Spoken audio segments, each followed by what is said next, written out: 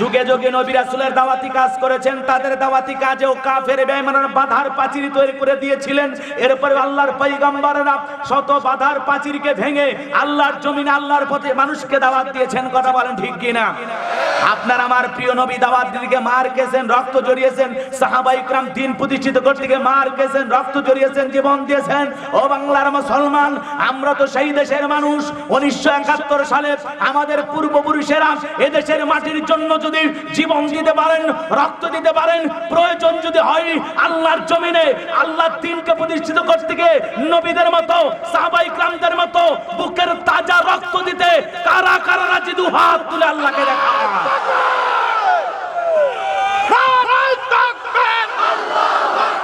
আল কোরআনের আলো, আল হাদিসের আলো। মুসলমান ভাইরা আমার, বসে থাকার সময় নাই। আজকে ফিলিস্তিনের গাজার দিকে তাকায়া দেখেন, ওই ইসরায়েলি জালেমেরা বর্বর ভাবে মুসলমানদের দেহ ক্ষত বিক্ষত করে দুনিয়ার জমিন থেকে বিদায় করে দিচ্ছে। কথা বলেন ঠিক কিনা? আজও ফিলিস্তিনের জমিনে অসহায় গাজাবাসী তাদের আত্মীয় স্বজনকে হারিয়ে ছোট্ট বাচ্চা অঝরে চোখের পানি ছেড়ে দিয়ে পথে ঘাটে তার স্বজনকে খুঁজে বেড়াচ্ছে। কথা বলে ঠিক কিনা? এই জন্য মুসলমান বসে থাকলে চলবে না। আল্লাহর জমিনে আল্লাহর দ্বীনকে প্রতিষ্ঠিত করতে গিয়ে মুসলমানের পক্ষে আল্লাহর দেওয়া জীবনটা কারা।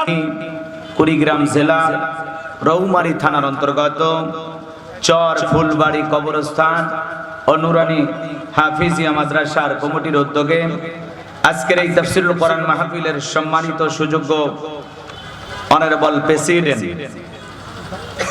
জনাব মাওলানা মোহাম্মদ আব্দুল কাইয়ুম সাহেব, আল্লাহ পাক তার গোলামকে হায়াতে তৈয়বা সিয়াতি কুলিয়া দান করুন। সকলে বলুন আমিন। আজকের প্রোগ্রামের প্রধান অতিথি বিশিষ্ট রাজনীতিবিদ, সমাজসেবক, আপনাদের প্রিয় মানুষ, প্রাণের মানুষ, মাননীয় প্রতিমন্ত্রী জনাব আলহাজ মোহাম্মদ জাকির হোসেন, আল্লাহ পাক তার গোলামকে হায়াতে তৈয়বা সিয়াতি কুলিয়া দান করুন। সকলে বলুন আমিন। আজকের প্রোগ্রামের বিশেষ অতিথি সম্মানিত চেয়ারম্যান জনাব মোহাম্মদ আব্দুর রাজ্জাক সাহেব, আল্লাহ পাক তার গোলামকে হায়াতে তৈয়বা সিয়াতি কুলিয়া দান করুন। সকলে বলুন আমিন। আর উপস্থিত রয়েছেন বিশিষ্ট রাজনীতিবিদ জনাব মোহাম্মদ আক্তার আহসান বাবু মন্ডল সাহেব, আল্লাহ পাক তার গোলামকে হায়াতে তৈয়বা সিয়াতি কুলিয়া দান করুন। সকলে বলুন আমিন। আজকের প্রোগ্রামের আমন্ত্রিত অতিথিবৃন্দ, বিশেষ অতিথিবৃন্দ, আলোচনা রেখে ধন্য করেছেন বিশিষ্ট ইসলামী চিন্তাবিদ, মুফাসসির কোরআন মুফতি ইহসান ইবনে মাসুদ রংপুরি, আল্লাহ পাক তার গোলামের কণ্ঠ দ্বীনের জন্য, ইসলামের জন্য, কোরআনের ময়দানের জন্য কবুল করুন। সকলে বলুন আমিন। মঞ্চে উপস্থিত সম্মানিত উলামা ইকরাম, সামনে বসা পিতৃ সমতুল্য মুরব্বী বাবাজিরা, কলিজার টুকরা প্রাণপ্রিয় যুবক ভাইয়েরা, ছোট্ট ছোট্ট সোনা মানিকেরা, পর্দার আড়ালের সম্মানিত অবলা সরলা আবেদা সালেহা মা ও বোনেরা, প্রশাসনের সম্মানিত পুলিশের ভাইয়েরা, ডিবির ভাইয়েরা, জাতির বিবেকীয় সাংবাদিক বন্ধুগণ, বিভিন্ন রাজনৈতিক দলের সম্মানিত নেতা কর্মী ভাইয়েরা, সবাইকে নিয়ে আরেকটিবার সালাম দিচ্ছি। আশা করছি সকলেই সালামের জবাব জোরে সোরে দেবেন। আসসালামু আলাইকুম ওয়া রাহমাতুল্লাহি ওয়া বারাকাতুহু। আমরা শুকরিয়া আদায় করতেছি সেই মহান মালিকের দরবারে, আল্লাহ পাক সুবহানাহু ওয়া তাআলা অত্যন্ত দয়া করে, করুণা করে, মায়া করে, মহব্বত করে, ভালোবেসে, পছন্দ করে অত্র এলাকা থেকে গনে গনে গণান্বিত করে, যাচাই বাছাই করে শুধুমাত্র কেবলমাত্র কোরআনুল কারীমের মহব্বতে আজকের মাহফিলে বসার সুযোগ করে দিলেন। সে মহান রবের দরবারে সিজদাবনত চিত্তে কালিমাতু শুকর আদায় করে পড়ছি আলহামদুলিল্লাহ। লক্ষ্য করি দরুদ সালাম মানবতার শ্রেষ্ঠ বন্ধু বিশ্ব নবী, বিশ্ব নেতা, যে নবী আইয়ামে জাহিলিয়াতের যুগে আগমন করে অসভ্য মানুষগুলোকে সভ্য বানিয়েছেন, অভদ্র মানুষগুলোকে ভদ্র বানিয়েছেন, কোরআন নামের সংবিধান দিয়া, কোরআনের রাজ কায়েম করে সোনালী যুগ উপহার দিয়া মদিনার পাক ভূমিতে শায়িত আছেন। সে রাসূলের প্রতি কলিজা ভরা মহব্বত নিয়ে পড়ছি দরুদ সালাম। সকলেই পড়ুন সাল্লাল্লাহু আলাইহি ওয়াসাল্লাম। সম্মানিত ভাইয়েরা, আজকের এই প্রোগ্রামে আসতে পেরে, বসতে পেরে আপনারা খুশি না বেজা? ডেকোরেটরে ভাইকে এটা সেয়াসো করতেছে, একটু সাউন্ড সিস্টেম ঠিক করো বাবা, কারণ বক্তার সম্পদ হলো দুইটা, একটা হলো ভালো মাইকের সাউন্ড সিস্টেম, কথাকে বোঝেন না, আর ভালো জাতের শ্রোতা। এই দুইটা যদি ঠিক হয় তাহলে বক্তা আলোচনা করে শান্তি পাবে, কথাকে বোঝেন নাই। তাছাড়া মাইক যদি ভালো না হয়, ওয়াজ করবেন সাইদি সাহেবের মতো, শোনা যাবে তোফাজ্জলের মতো। মাইকের সাউন্ড সিস্টেম ভালো হয়, দেখবেন যাত্রা গানের কনসার্টের এগুলোর মাইকের কোনো ডিস্টার্ব হয় না। শয়তান মনে হয় নিজে এসে সাউন্ড সিস্টেম ঠিক করে দেয়। আর কোরআন হাদিসের মাহফিলে এমন অবস্থা হয়, মাইকের আওয়াজই বের হয় না। ডেকোরেটরে ভাই ভাই হুজুর ঠেকে দিচ্ছি, তাও হচ্ছে না। কথাকে বোঝেন নেই? তার মানে শয়তান এসে মনে হয় চাপে ধরছে যে আওয়াজ হচ্ছে না। এই হলো অবস্থা। ভালো কাজে বাধা বেশি, কথা বলেন ঠিক কিনা? আজকের প্রোগ্রামে আসতে পেরে বসতে পেরে আপনারা খুশি না বেজার? কারা কারা বেজার দুহাত তুলে দেখান তো দেখি। ওই যে দেখেন কত চাচা হাত উঠেছে। সব জায়গায় ঝোঁকে তালে তাল মিলেলে হবে? এই জন্য তো আমাদেরকে বলা হয় হুজুকিয়া বাঙালি, গুজাবে বাঙালি। যাই কয় আইরে সেই দিকে যাই রে, বোঝা সোজা নাই রে, লাঠি বেটা খাই রে। মার খাওয়ার পরে হুঁশ এ কাম করছিলাম, কথা কয় না কেন? এই জন্য সব জায়গায় তালে তাল মিলেলে হবে না, যে কোনো কাজ বুঝে শুনে করা লাগবে, কথা বলে ঠিক কিনা? আজকের প্রোগ্রামে আসতে পেরে বসতে পেরে কারা কারা খুশি, মুখে নিয়ে হাসি, আওয়াজ দেবে বেশি, আল্লাহ নামের এমন একটি স্লোগান দেবেন, এলাকায় যদি কোনো ইসলাম বিরোধী অপশক্তি থাকে, ওরা যেন, এই যে ভারতের তার কাটা বর্ডার দেখা যায়, ওরা যেন আপনাদের আওয়াজ শুনে দেশ থেকে পালিয়ে যেতে বাধ্য হয়, কথা বলে ঠিক কিনা? এমন আওয়াজ দিতে রাজি আছেন যারা বীর মুসলমানের মতো দুটি হাত টান টান করে তুলে দেখান তো তারা। লিল্লাহে তাকবীর, লিল্লাহে তাকবীর। আল কোরআনের আলো, আল হাদিসের আলো, দুনিয়ার মুসলিম, দুনিয়ার মুসলিম। আমার নেতা তোমার নেতা, আমার নেতা তোমার নেতা। লিল্লাহে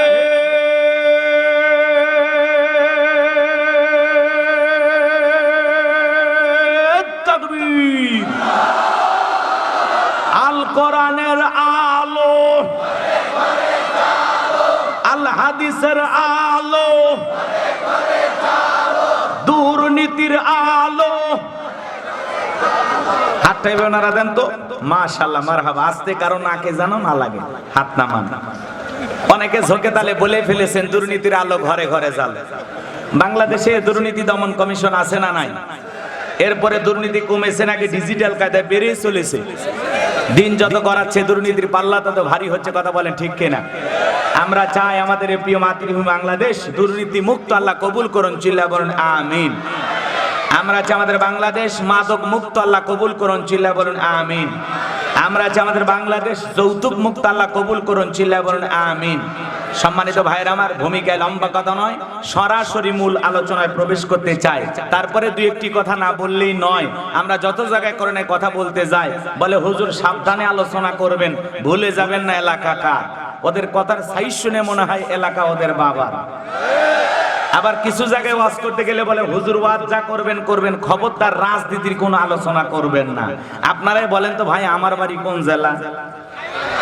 গরিব এলাকায় বাড়ি দেখে আমার জেলার নামটা নিতে আপনাদের কষ্ট হচ্ছে। একটু জোরে বলেন না, আমাদের বাড়ি কোথায়?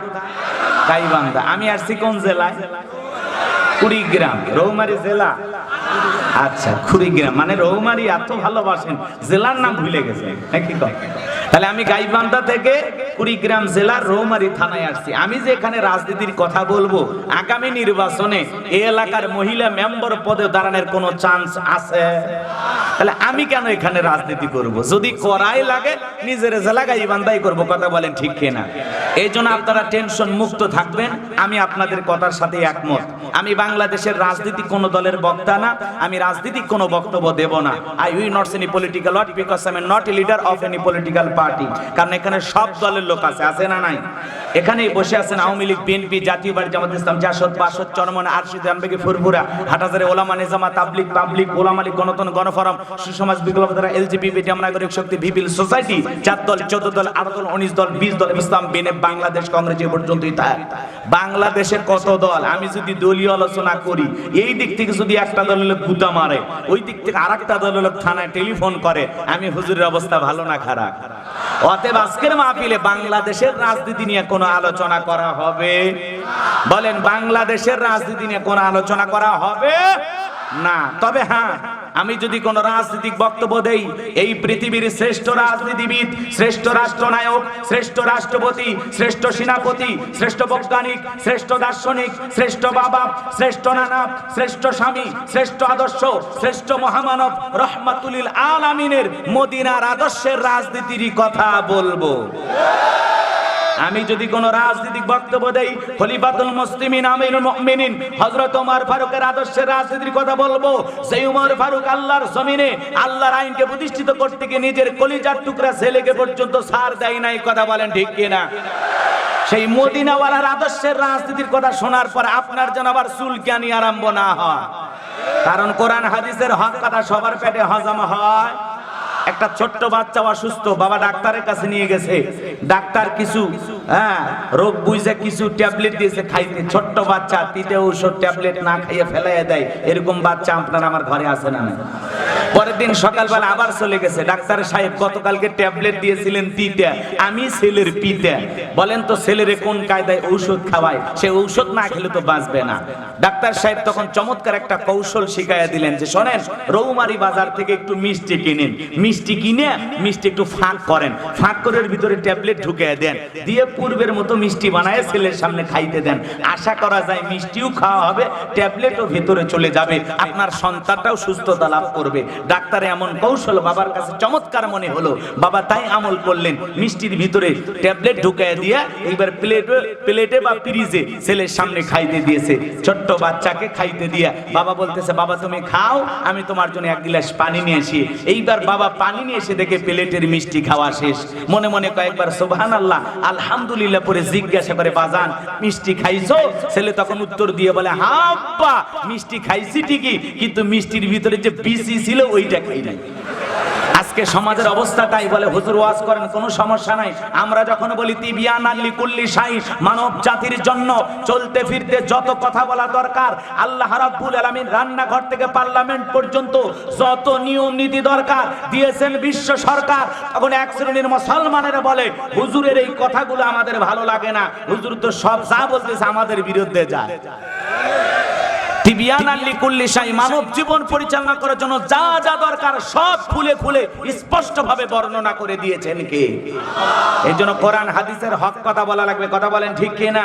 এই জন্য পরিষ্কার ভাবে একটি কথা বলে দিতে চাই, আজকের আলোচনার সভাপতি স্যারের মতো হবে না, প্রধান অতিথির মতো হবে না, মাহফিল কমিটির মতো হবে না, বক্তার মতো হবে না, শ্রোতাদের মতো হবে না। আল্লাহর কোরআন যা বলবে গোলাম রব্বানি তাই বলবে, এতে কে খুশি কে বেজার ওইটা দেখার টাইম নাই। কথা বলেন ঠিক কিনা? যুগে যুগে নবী রাসূলের দাওয়াতি কাজ করেছেন, তাদের দাওয়াতি কাজেও কাফের বেঈমানরা বাধার প্রাচীর তৈরি করে দিয়েছিলেন। এরপরে আল্লাহর পয়গম্বররা শত বাধার প্রাচীরকে ভেঙে আল্লাহর জমিনে আল্লাহর পথে মানুষকে দাওয়াত দিয়েছেন। কথা বলেন ঠিক কিনা? আপনার আমার প্রিয় নবী দাওয়াত দিতে মার খেয়েছেন, রক্ত জড়িয়েছেন, সাহাবায়ে کرام দ্বীন প্রতিষ্ঠিত করতে গিয়ে মার খেয়েছেন, রক্ত জড়িয়েছেন, জীবন দিয়েছেন। ও বাংলার মুসলমান, আমরা তো সেই দেশের মানুষ।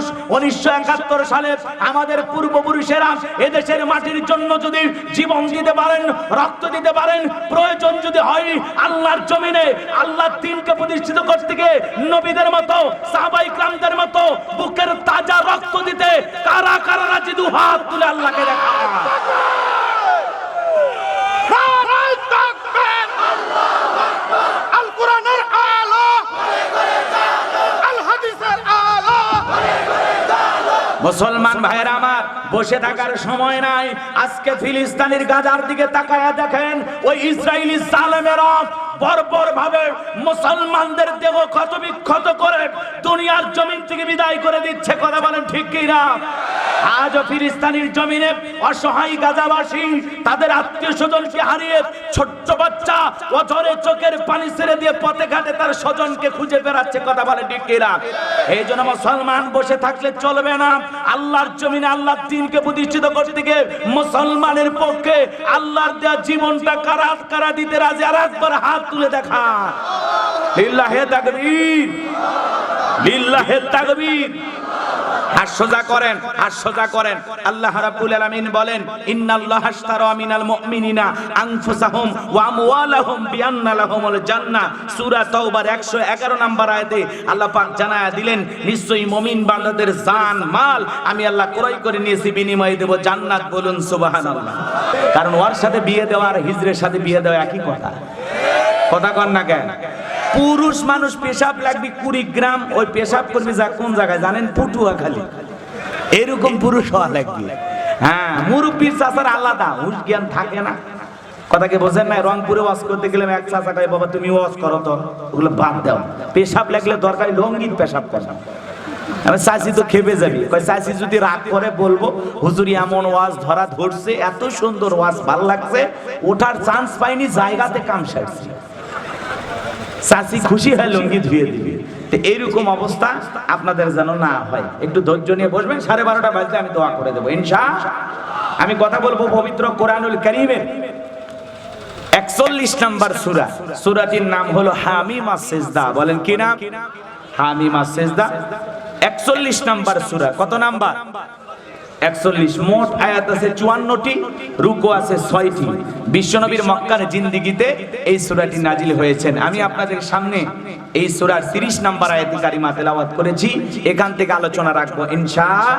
একটু জবান ছেড়ে সবাই পড়েন, আউযু বিল্লাহি মিনাশ শাইতানির রাজিম, বিসমিল্লাহির রাহমানির রহিম। বিতাড়িত মুদ্রা শয়তানের কাছ থেকে আল্লাহ পাকের কাছে আশ্রয় প্রার্থনা চাচ্ছি। পরম করুণাময় অসীম দয়ালু আল্লাহ তাআলার নামে শুরু করছি। তাহলে সূরার নাম কি বললাম? হামিমাস সিজদা। পবিত্র কোরআনুল কারীমের কত নাম্বার সূরা? ভাই হট্টগোল করি না, এই চিল্লা পাল্লা করলে যদি আপনারা কথা বলেন, ওই কথাটা আমার কানে আসলে আমার কথায় জড়তা আসবে, আমি দিক হারিয়ে ফেলবো, এলোমেলো আলোচনা হয়ে যাবে। একটু দয়া করে নিস্তব্ধ থাকবেন, একটা কথা বলার জন্য একটা পরিবেশ তৈরি করে দিবেন। ওয়াইদা কুরিয়াল কোরআনু ফাসতামিউ লাহু আনসিতু লাআল্লাকুম তুরহামুন। তোমাদের সামনে যখন কোরআন পাঠ করা হয়, কোরআনের আলোচনা করা হয়, চুপচাপ মন লাগিয়ে মনোযোগ সহকারে কোরআনের কথাগুলো শ্রবণ করো। যদি শ্রবণ করতে পারো, আমি আল্লাহর পক্ষ থেকে তোমাদের উপরে রহমত নাজিল হবে। বলুন সুবহানাল্লাহ। এই জায়গায় আমরা যদি রহমত পেতে চাই, শৃঙ্খলা বজায় রাখতে হবে, ভদ্রতা বজায় রাখতে হবে, বিনয়ী হতে হবে। কথা বলেন ঠিক কিনা? তো এই জন্য দয়া করে কেউ কথা বলবেন না। এই বাবা, এই কথা বলিস না বাবা, এদিক খেয়াল করো। তোমরাই যদি কথা বলো, তাহলে আমারে দাওয়াত দিয়ে লাভ কি হলো? বলবা কিছু, বলবো ওয়াজ করবা, আসো তোমারে লাগাই দিই। হ্যাঁ আসছো, দেখো এই যে মাদ্রাসায় পড়ো না, একটু দেখো আমি কিভাবে বয়ান করি। আল্লাহ চাইলে বলা যায় না, আমি গুনাহগারের চাইতেও তোমারে আল্লাহ তাআলা অনেক বড় বক্তা বানায় দিতে পারে, অনেক বড় আলেম বানায় দিতে পারে। কথা বলে ঠিক কিনা? তুমি হতে পারো এই যুগের আহমদ শফি। কথা বলে ঠিক কিনা? তুমি হতে পারো কোরআনের পাখি, তুমি হতে পারো মিজানুর রহমান আজহারি। কথা বলে ঠিক কিনা? এই জন্য তোমাদেরকে বুঝতে হবে, শিখতে হবে, ছোটবেলা থেকে ওইভাবে তৈরি হতে হবে। কথাকে বোঝা গেল? এই দিকে আমার দিকে কান। চলুন আমরা একটু মেহেরবানি করে আলোচনা একটু বোঝার এবং গভীরে ঢোকার চেষ্টা করি। তাহলে কত নাম্বার আয়াত? 30 নাম্বার আয়াত। একটু জবান ছেড়ে যারা পারেন আমার সাথে তেলাওয়াত করুন। আল্লাহ রাব্বুল আলামিন বলেন, ইন্নাল্লাযীনা ক্বালু রাব্বুনাল্লাহু সুম্মাস্তাকামু তাতানাজ্জালু আলাইহিমুল মালাইকাতু আল্লা তাখাফু ওয়া লা তাহজানু ওয়া আবশিরু বিল জান্নাতিল্লাতী কুনতুম তুআদুন।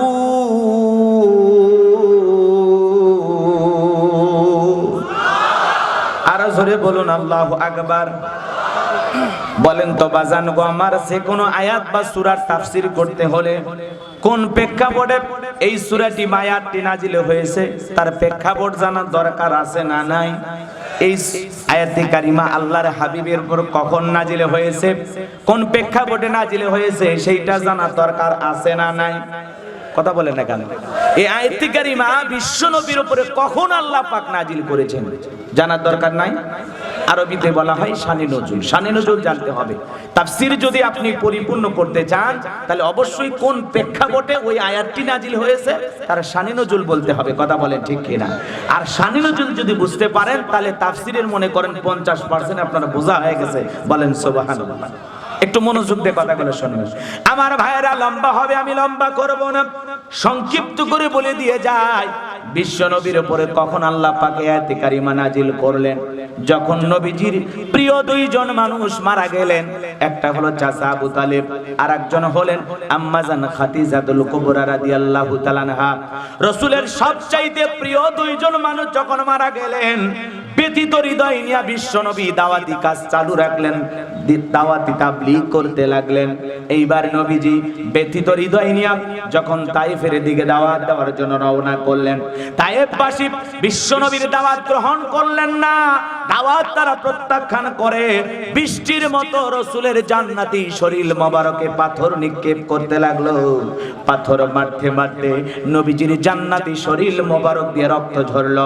প্রিয় নবীর সাহাবী হযরতে যায়েদ বলেন, বিশ্ব নবীকে এত পাথর মারা হয়েছে, ওই পাথরের আঘাতের চিহ্নগুলো দিয়ে রক্ত ঝরতে ঝরতে নবীজির জুতা মোবারকের ভিতরে রক্ত জমাট বেঁধে গেছে। আমি যখন পা থেকে জুতা খুলতে গেলাম, খুলতে পারলাম না, রক্তের সাথে জমাট বেঁধে গেছে জুতাটা। অনেক কষ্টে নবীজির পবিত্র জুতা মোবারক খুললাম, আর তাকায় দেখলাম নবীজির দিকে পাথর মেরে দেহটা ক্ষত বিক্ষত করে দেওয়া হয়েছে। রাসূলের শরীর থেকে রক্ত ঝরেছে।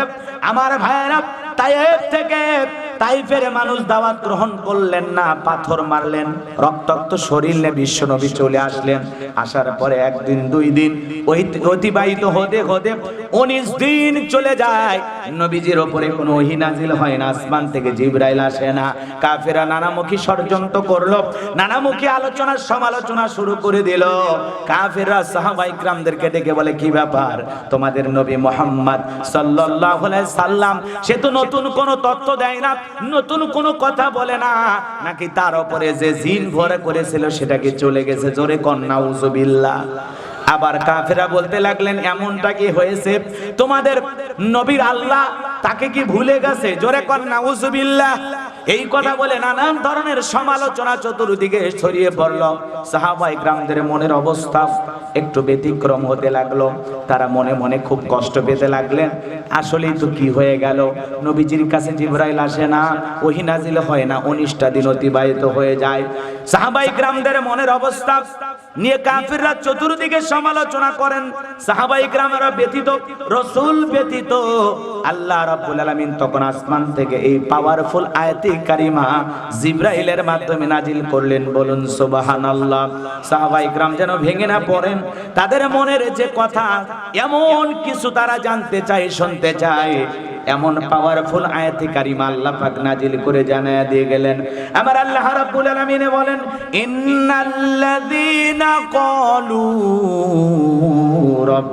রাব্বুনাল্লাহু সুম্মা ইসতাকামু তাতানাজ্জালু আলাইহিমুল মালাইকাতু আল্লা তাখাফু ওয়া লা তাহজানু ওয়া আবশিরু বিল জান্নাতিল التي كنتم توعدون। আল্লাহ রাব্বুল আলামিন জানায়া দিলেন, ইন্নাল্লাযীনা ক্বালু রাব্বুনাল্লাহ, নিশ্চয়ই যারা বলে আমি তাদের রব, সুম্মাস্তাকামু, এতঃপর অবিচল অটল থাকে, তাতানাজ্জালু আলাইহিমুল মালাইকা, আল্লাহর পক্ষ থেকে তাদের উপরে ফেরেশতা নাজিল হয়। ফেরেশতা নাজিল হয়ে বলে, আল্লাহ তাখাফু, ভয় পেও না, ওয়ালা তাহজানু, চিন্তা করো না, ওয়া আবশিরু বিল জান্নাতিল্লাতী কুনতুম তুআদুন, তোমাদের এই যে জান্নাতের প্রতিশ্রুতি ওয়াদা দেওয়া হয়েছে সেই জান্নাত পেয়ে তোমরা আনন্দিত হও। বলেন সুবহানাল্লাহ। সেই জান্নাতের সুসংবাদ তোমরা গ্রহণ করো। বলেন আল্লাহু আকবার। কত বড় পাওয়ারফুল আয়াতে কারিমা আল্লাহ পাক নাজিল করলেন, একটু মনোযোগ দিয়ে শুনেন। আল্লাহ রাব্বুল আলামিন বলেন, ইন্নাল্লাযীনা ক্বালু রাব্বুনা আল্লাহ, নিশ্চয়ই যারা বলে আমি তাদের রব, সুম্মাস্তাকামু, এই কথার উপরে দৃঢ় থাকে, মজবুত থাকে, ইস্তেকামাত থাকে। আপনাদের রাস্তাঘাটে গাছ আছে না নাই? কথা বলেন না কেন? বিশাল বিশাল গাছ যখন আইলে আসে, নার্গিস আছে, হুদহুদ আছে, সনি ফনি, বিভিন্ন ঘূর্ণিঝড়ে বিশাল বিশাল গাছগুলো ভেঙে পড়ে তছনছ হয়ে যায়। কথা বলে ঠিক কিনা? আবারও দেখবেন এই ঝড় তুফানের ভিতরেও কিছু গাছ মজবুত ভাবে দাঁড়িয়ে থাকে। কথা বলেন না কেন? এর নাম হলো ইস্তেকামাত থাকা, এর নাম হলো অবিচল অটল থাকা। কথা বলে ঠিক কিনা? আপনি যখন ঈমানের দাবিতে নিজেকে ঈমানদার দাবি করবেন, আপনি যখন নিজেকে মুসলমান দাবি করবেন, আপনার উপরে হাজারো নির্যাতন জুলুম আসবে। কথা বলেন ঠিক কিনা? আপনাকে মিথ্যা মামলা দেবে, আপনাকে ফাঁসাবে, আপনাকে কষ্ট দেবে, আপনাকে নির্যাতন জুলুম আসবে। হাজারো নির্যাতন, জেল জুলুম সবকিছু সহ্য করেও আপনাকে এই কথার উপরে টিকে থাকতে হবে, ইন্নাল্লাযীনা ক্বালু রাব্বুনাল্লাহ, নিশ্চয়ই যারা বলে আমি তাদের রব, সুম্মাস্তাকামু, ইস্তেকামাত থাকতে হবে, অবিচল অটল থাকতে হবে। জালেম বেঈমানদের হাজারো নির্যাতন জুলুম সহ্য করেও মুসলমান টিকে থাকবে। মুসলমান কোনোদিন বাতিলের কাছে মাথা নত করবে না, করবে না। কথা বলেন ঠিক কিনা? আজকে আমাদের ঈমান দুর্বল হয়ে গেছে। যদি খালি বলা হয় সামনে মিছিলে ধরতেছে, কয় আজকে বাহিরে বের হওয়ার দরকার নেই। কথা কয় না কেন? যদি বলা হয় দেখলেই দাড়ি নিয়ে যাচ্ছে শ্বশুর বাড়ি, তখন বলতেছে সেলুনে যা, আপাতত কাটিয়ে দে, অবস্থা ভালো হলে পর সুন্নত পালন করব। এ কথা কর না কেন? দেখলেই টুপি তখনই ধরতেছে, তখন বলে আপাতত টুপি পরার দরকার নাই, ক্যাপ লাগে ঘরে। কথা কয় না কেন? মাথার উপরে বোঝেন না টাইগার, টাইগার নাই, টাইগার এদেশের যারা খেলোয়াড় তাদের টাইগার দিয়ে ছবি দিয়ে ক্যাপ বানাইছে। কথা কয় না কেন? ওইটা পরে ঘুরতেছে, কয় তুমি কি কই জানো না বাংলাদেশের আমি 1 নাম্বার ভক্ত, হারলেও বাংলাদেশ, জিতলেও বাংলাদেশ। কথা কয় না কেন? রাগ করতেছেন মনে হয়। তার মানে অবস্থা একটু ব্যাগতি দেখলেই সে ইসলাম থেকে চলে আসে অনেক দূরে। ওই ইসলাম মানতে চায় না, কোরআন মানতে চায় না, নামাজ পড়তে চায় না, দাড়ি রাখতে চায় না। তখন সে বলে অবস্থা ভালো হোক, পরে আমল করা যাবে। এই ঈমান দিয়া জান্নাত কোন দিক দিয়ে ঢুকবা? জান্নাত কি মামুর বাড়ির ডাল, গেলে একটা খাইতে দেবে? জান্নাতে যাইতে হলে হাজারো নির্যাতন জুলুমের ভিতরে আপনাকে টিকে থাকতে হবে। মুমিন দাবি করলে অবশ্যই ঈমানের পরীক্ষায় উত্তীর্ণ হতে হবে। জান্নাত তো সোজা না। চলেন সামনের দিকে যাই, খালি ওয়াজ একটু বোঝার চেষ্টা করবেন। কিছু ওয়াজ প্যান্ডেলে, কিছু ওয়াজ অ্যাঙ্গেলে, জ্ঞানী লোকের জন্য ইশারাই যথেষ্ট। কথা বলে ঠিক কিনা? আর যাই বোঝে না, ওই পাগলের বুঝানোর দরকার নাই। চলেন সামনের দিকে যাই। কষ্ট পাচ্ছেন আপনারা? আল্লাহ রাব্বুল আলামিন বলেন, ইন্নাল্লাযীনা ক্বালু রাব্বুনাল্লাহ, নিশ্চয়ই যারা বলে আমি তাদের রব। আমাদের রবকে আরো জোরে বলেন। হাজারো নির্যাতন জুলুমের ভিতরেও ফিলিস্তিনের মুসলমানেরা, গাজার মুসলমানেরা যেমন ইসরায়েলি আগ্রাসন, বড় বড় জুলুম, নির্যাতন সবকিছুর মোকাবেলা করেও তারা আল্লাহু আকবার, আল্লাহু আকবার ধ্বনি দিয়ে আমাদের মসজিদ বাইতুল মুকাদ্দাসে যায় স্লোগান দিতেছে। কথা বলে ঠিক কিনা? হাজারো নির্যাতন, এমনও নির্যাতন করা হয়েছে বুলেটের আঘাতে কারো পা নাই, বোমার আঘাতে কারো পা নাই, কারো হাত নাই, দেহটা ক্ষত বিক্ষত, এরপরে ওদের জবান দিয়ে বের হয় আল্লাহু আকবার। কথা বলেন না কেন? তারা বুঝতে পারে যে আসলে মুসলমান হয়ে জমিনে টিকে থাকা কতটা কঠিন। আজকে ছোট্ট বাচ্চারা অঝরে চোখের পানি ছেড়ে দিয়ে কান্না করতেছেন, মা নাই, বাবা নাই।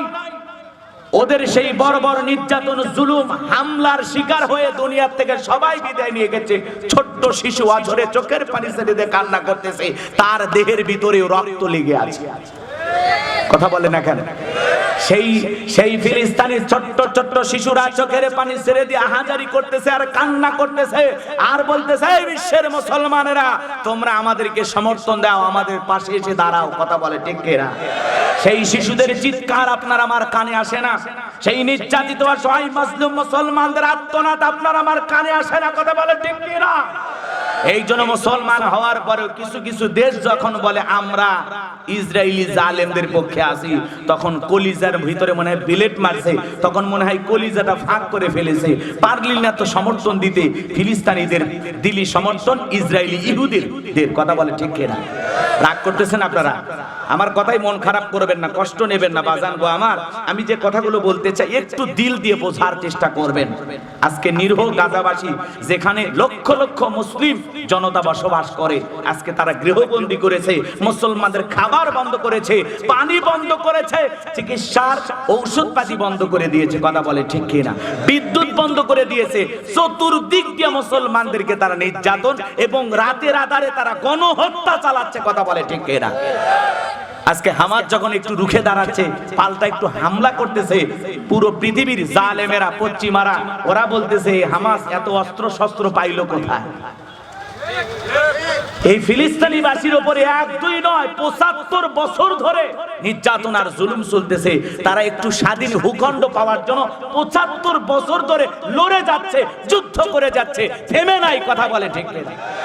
আমরা আল্লাহর কাছে দোয়া করি, আল্লাহ এই ফিলিস্তিনের মাজলুম মুসলমানদের রক্ত তুমি কবুল করে নিয়া আল্লাহ এই জমিনটাকে মুসলমানদের জন্য তুমি দিয়ে দাও। আল্লাহ ফিলিস্তিনকে একটা স্বাধীন রাষ্ট্র হিসাবে তুমি কবুল করো, চিল্লায় কোন আমিন।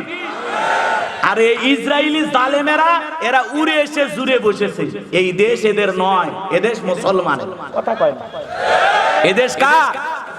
এই ফিলিস্তিনি হলো মুসলমানদের, ইসরায়েলি জালেম ইহুদিদের না। এরা উড়ে এসে জুড়ে বসে এরা এখন দেশের মালিক হয়ে গেছে, কথা কয় না কেন? কিন্তু মনে রাখবেন, জোর করে জুলুম করে চিরকাল টিকে থাকা যায় না, কথা বলে ঠিক কিনা? ওই ইসরায়েলি ইহুদিরা এখন ঘর ছাড়া বাড়ি ছাড়া হওয়ার চেষ্টা করতেছে। হামাস যখন পাল্টা হামলা করেছে, ওরা বিমানবন্দর দিয়া প্রতিদিন লক্ষ লক্ষ ফিলিস্তিনি ইহুদিরা পালাচ্ছে, কথা বলে ঠিক কিনা? ইনশাআল্লাহ ইনশাআল্লাহ ওয়াচিরেই ফিলিস্তিনের ভূখণ্ডে আল্লাহ পাক মুসলমানদের দান করবেন, কথা বলে ঠিক কিনা? এইজন্য মুসলমানদের বিজয় খুব নিকটে। তাম পৃথিবী একদিন আল্লাহর কোরআন দিয়ে শাসন হবে, কথা বলে ঠিক কিনা? তাম পৃথিবীতে ইসলাম কায়েম হবে ইনশাআল্লাহ। সেই বিজয় আনতে গিয়ে যদি জীবনের রক্ত বিন্দু পর্যন্ত জমিনে ঢেলে দেওয়া লাগে, দিতে রাজি আছি তো ইনশাআল্লাহ? রাজি আছি তো ইনশাআল্লাহ? এজন্য ফিলিস্তিনি মুসলমানদের পক্ষে আপনাকে আমাকে রাস্তায় বের হয়ে প্রতিবাদ করতে হবে, মিছিল মিটিং করতে হবে, কথা বলে ঠিক কিনা? তাদের পক্ষে আমাদের সমর্থন জানাইতে হবে, কথা বলে ঠিক কিনা? লিল্লাহি তাকবীর। চলেন বাজান গো আমার সামনের দিকে যাই। ইন্নাল্লাযীনা ক্বালু রাব্বুনাল্লাহ, নিশ্চয়ই যারা বলে আমি তাদের রব। বলেন তো বাজান আপনার আমার রব কে? আরো জোরে বলেন। ও রৌমারি কুড়িগ্রামের মুসলমান ভাইয়েরা, আসমানের দিকে শাহাদত আঙ্গুলি দ্বারা ইশারা করে চিৎকার মেরে বলেন তো আমাদের রব কে? আরো জোরে বলেন তো আমাদের রব কে? আরেকটু জোরে ডাক দিয়ে বলেন তো আমাদের রব কে? আরেকবার জোরে বলেন আল্লাহ। আরো জোরে বলেন আল্লাহ। আল্লাহ ফিলিস্তিনিবাসীকে তুমি মুক্ত করে দাও। আল্লাহ ফিলিস্তিনিতে মুসলমানদের বিজয় দাও। আল্লাহ ফিলিস্তিনি মুসলমানদের রক্ত কবুল করে নিয়ে এই জমিনকে ইসলামের জন্য কবুল করে নাও। আরো চিৎকার মেরে বলেন আল্লাহ। আল্লাহ আজকের মাহফিল থেকে আমাদের দোয়া তুমি কবুল করো আল্লাহ। আল্লাহ ফিলিস্তিনি মুসলমানদের উপরে সাহায্যকারী পাঠাও আল্লাহ। আল্লাহ তোমার গায়েবী মদদ পাঠাও আল্লাহ। আল্লাহ ফিলিস্তিনিবাসীর উপরে তোমার আসমান থেকে ফেরেশতা দিয়া ইসরায়েলি জালেম ইহুদিদেরকে নমরুদ ফিরাউনের মতো ধ্বংস করে দাও আল্লাহ। আল্লাহ তুমি ফিলিস্তিনি জমিনকে ইসলামের জন্য কবুল করো, জোরে বলেন আমিন। হাত নামান বাজান গো আমার। ইন্নাল্লাযীনা ক্বালু রাব্বুনাল্লাহ, নিশ্চয়ই যারা বলে আমি তাদের রব, আমাদের রব কে? রূহের জগতে আল্লাহ রাব্বুল আলামিন আপনাকে আমাকে সৃষ্টি করার পর প্রশ্ন করেছিলেন আলাস্তু বিরাব্বিকুম, আমি কি তোমাদের রব নই? সেদিন আপনি আমি জবাব দিয়ে বলেছিলাম ক্বালু বালা। এ বাবা শোন, 1.5 ঘন্টা হয়েছে।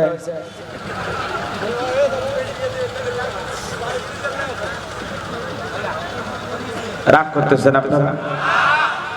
খারাপ কিছু বলতেছি, ওয়াদা রাখার চেষ্টা করেন। আমি দ্রুত আলোচনা শেষ করে দেব ইনশাআল্লাহ। একটু মনোযোগ দিয়ে শোনেন। রূহের জগতে আল্লাহ পাক আপনাকে আমাকে প্রশ্ন করলেন, আরাস্তু বিরব্বিকুম, আমি কি তোমাদের রব নই? আমরা সেদিন সবাই জবাব দিয়ে বলেছিলাম ক্বালু বালা, অবশ্যই আপনি আমাদের রব। এই পৃথিবীর জমিনে আল্লাহ রাব্বুল আলামিন আপনাকে আমাকে পাঠানোর পর আসমান থেকে যে ওহী নাজিল করলেন, আল্লাহ পাক বলেন ইকরা বিসমি রাব্বিকাল্লাযী খলাক, পড়ো তোমার রবের নামে যিনি তোমাদেরকে সৃষ্টি করেছেন। সেই রবের জ্ঞান শিক্ষা দেওয়া হয় কোথায়? কথা বলেন না কেন? আরো জোরে বলেন। মাদ্রাসায় নাকি স্কুল কলেজে? মাদ্রাসায়। বাজান গো আমার, ছোট্ট বাচ্চারা মাদ্রাসায় পড়ে কি সুন্দর আদব, বাবারে সালাম দেয়, মারে সালাম দেয়, আত্মীয় স্বজন থেকে সালাম দেয়, পাড়া প্রতিবেশে সালাম দেয়।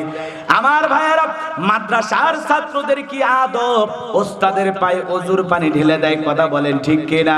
আর আজকে পৃথিবীর দিকে তাকায় দেখেন, স্কুল কলেজের শিক্ষা ব্যবস্থার দিকে তাকায় দেখেন, ওস্তাদের পায়ে অজুর পানি তো ঢেলে দেওয়া দূরের কথা, সুযোগ একটু এদিক সেদিক হয়ে গেলে উল্টো শিক্ষককে ধরে পিটায়। কথা বলেন ঠিক কিনা?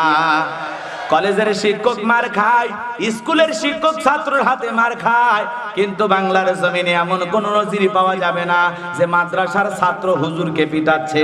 কারণ যতটুকু সভ্যতা, ভদ্রতা, আদব, আখলাক আছে, সম্মান মর্যাদা আছে, সেটা হলো মাদ্রাসার ভিতরে।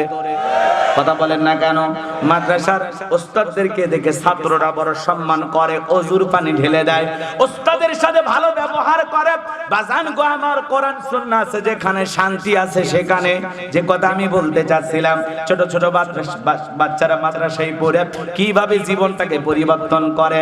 ওস্তাদ বলেছে বাবা দাঁড়িয়ে পেশাব করবা না। ছোট্ট বাচ্চাটা, মাদ্রাসার বাচ্চা পেশাব করে, 7-8 বছর বয়স, পেশাব করে কি সুন্দর পানি ব্যবহার করে, টিস্যু ব্যবহার করে, ঢেলাগুলো ব্যবহার করে। কথা বলেন ঠিক কিনা? কারণ হাদিস শরীফের ভিতরে আসছে, যারা পেশাব থেকে পবিত্রতা অর্জন না করে, আমার বাজানেরা, এই অপরাধের কারণে তাকে কবরের শাস্তি ভোগ করা লাগবে। আজকে কত ছেলে কলেজ ইউনিভার্সিটিতে পড়াশোনা করে, পালসার গাড়ি নিয়ে দিক সেদিক দৌড় মারে, যখন পেশাবের চাপ দেয় আস্তে করে পালসার গাড়িটা ব্রেক কইরা সেন্টার টান দিয়া কুকুরের মতো দাঁড়িয়ে থেকে পেশাব করে, বসেও না। কথা বলেন ঠিক কিনা? কিন্তু কোন মাদ্রাসার বাচ্চা দাঁড়িয়ে পেশাব করে না, কারণ মাদ্রাসার হুজুরেরা বলেছে বাবা দাঁড়িয়ে পেশাব করা হারাম। কথা কর না কেন? আর ওই ছেলেগুলো দাঁড়িয়ে পেশাব করে, ঢেলে খুলবো নাই। কথা কর না কেন? এমনি দাঁড়িয়ে পেশাব করে, আবার দেখবেন ঢেলে কুলুপো নাই না, পেশাব করে ওই জায়গায় রেখে দেয়, আর টপ টপ করে পরে আর প্যান মেঘে যায়, আর কি সুন্দর সেন্ট বের হয়। কথা কর ঠিক কিনা? এরকম আছে না নাই? পেশাব থেকে পবিত্রতা অর্জন করতে হবে, আর পেশাব থেকে যদি পবিত্রতা অর্জন না করেন, এই কারণে আপনাকে কবরের শাস্তি ভোগ করা লাগবে, কবরে আযাব হবে। কথা কর ঠিক কিনা? এই ওয়াজ শোনার পর এক মুরব্বী চিন্তা করলো, 30-40 বছর আমি পেশাব করলাম, পানি নিলাম না।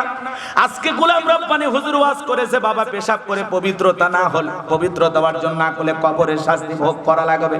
এখন হুজুর বলেছে হয় পানি নেবেন, টিস্যু নেবেন, না হলে মাটি নেবেন, আর কিছু না হলে অন্তত রাস্তার বালু মাটি দিয়ে হলে ঠেকা গাছ পাড়ি দেওয়া লাগবে। এই রাতের বেলায় ওয়াজ শেষ করে রওনা করেছে, পথের মধ্যে যখন পেশাবের চাপ দিয়েছে, পানিও নাই, টিস্যু নাই, মাটিও নাই, চিন্তা করেছে কিছুই তো পাইলাম না। এখন সর্বশেষ অবস্থাটা কি?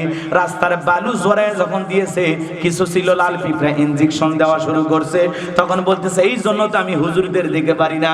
আসলে কি দোষ হুজুরের নাকি ওর আমলের? মেরে দেখা লাগবে কি আছে না আছে। কথা বলেন ঠিক কিনা?